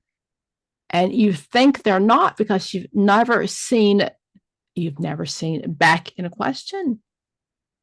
But I promise you, that's one of the reasons you're struggling is because you don't know your theories.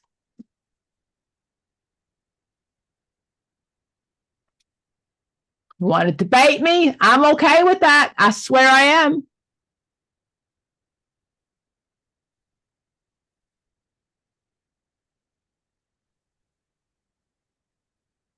Gloria? Am I wrong? Oh, you're absolutely right. I don't want to be right. I don't want to be right. I don't want to be right. I just don't want to see you again. I swear.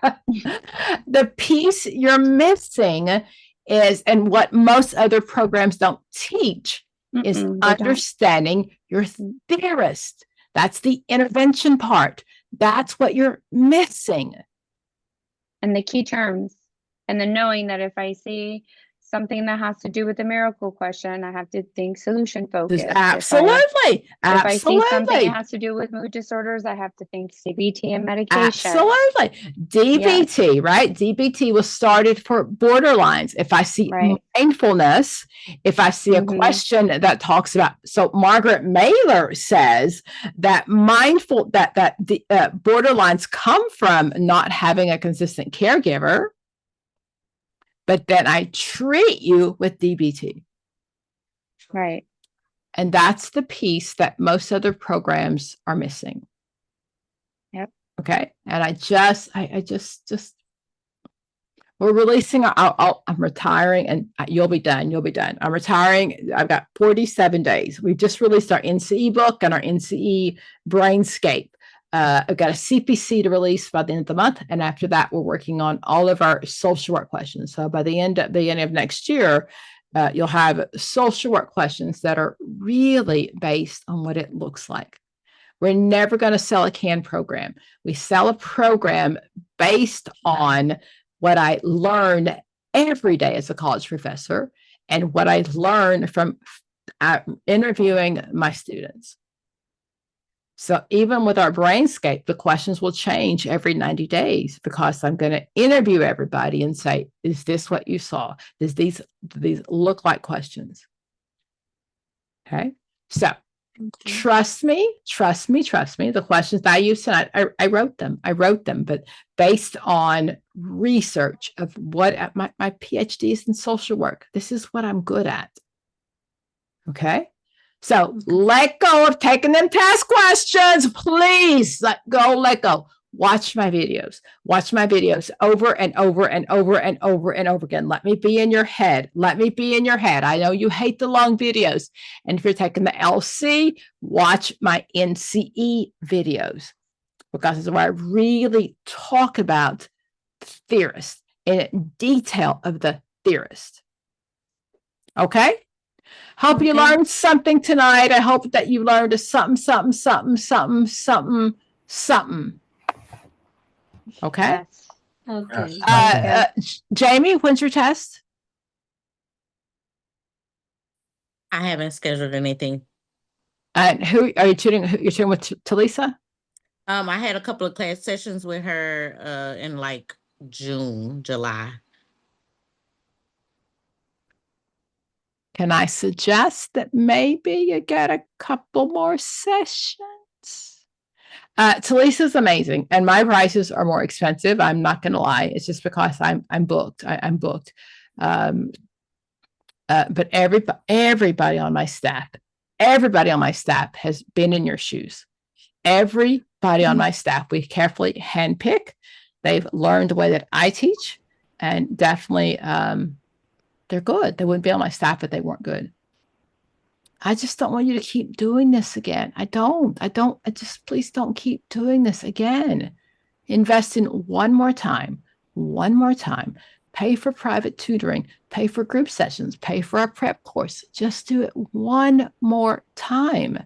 And I swear to you, I will share everything I know, every little piece of material. I will open my head and just like spew it into you. I don't want to keep any secrets ever. Dr. Pam, talking about sharing, will you share this where what you have on your screen now? So here's the issue is we found our material places that it shouldn't be. Oh. So it's going to be, my staff will share it as a Google link, and you have to ask permission to view. You don't have permission to edit. So what happens is we write our questions, we write our stuff, and I find it everywhere. And we're trying to protect our intellectual property. So you'll get a link from my staff, and you have to ask for permission to view. You can't edit. Okay. And that means if you share it with somebody else, we're going to go down the list to see if you paid for something, and we're not going to allow that. We just have found that our stuff gets distributed everywhere, and I work way too hard. And you paid for sessions. I can't give it away for free. I can't. Okay. So when we go and then we ask permission to say if you say admission to edit, they're gonna ignore you. No, I don't want to view. Yeah, I want to view it. I want to learn. Yeah. Yes. And do I have to pay? No, not at all. Okay. No, you just have to. What they're going to do is whenever it comes up, they're going to go down our list to make sure that you have been in a session with me. Oh, okay. Okay, because what happens is 5 years from now, I get this piece of paper, and someone wants this piece of paper, or I'll be on a different Facebook page, and I see my questions. I'm like, No, I wrote those questions. So we're just trying to be contract, so I'm not yes. going to do that. We're just I'm not trying to be going that route. very protective of our and we're the best. We're the best. We're the best. Yeah. Even Pocket Prep, even and one of the things we had an agreement with Pocket Prep, but they would not let me write questions the way that I want to write them. And I'm not going for that. I'm not going for that. I want my clients, if you're going to invest in questions, I want them to be realistic of what the test looks like. And they're not recall. They're not recall. They're hard. There are no names. They're vague. And if you're going to pay for test questions, my questions are going to be the most appropriate. Awesome. Okay. Whew. Long day, guys. Long day. But yes, it'll go back on our page, and my staff should send it out. They'll send the link out Monday or Tuesday, and just ask for permission to view. And it's yours. It's yours. It's yours. But if you share it with somebody else, then they have to ask for the same permission to view. Okay. Okay. Thank you. Did you learn something? Just Of course. a little bit. Always. Always. Bye, guys. Bye. All right. Have a good night. Thank you.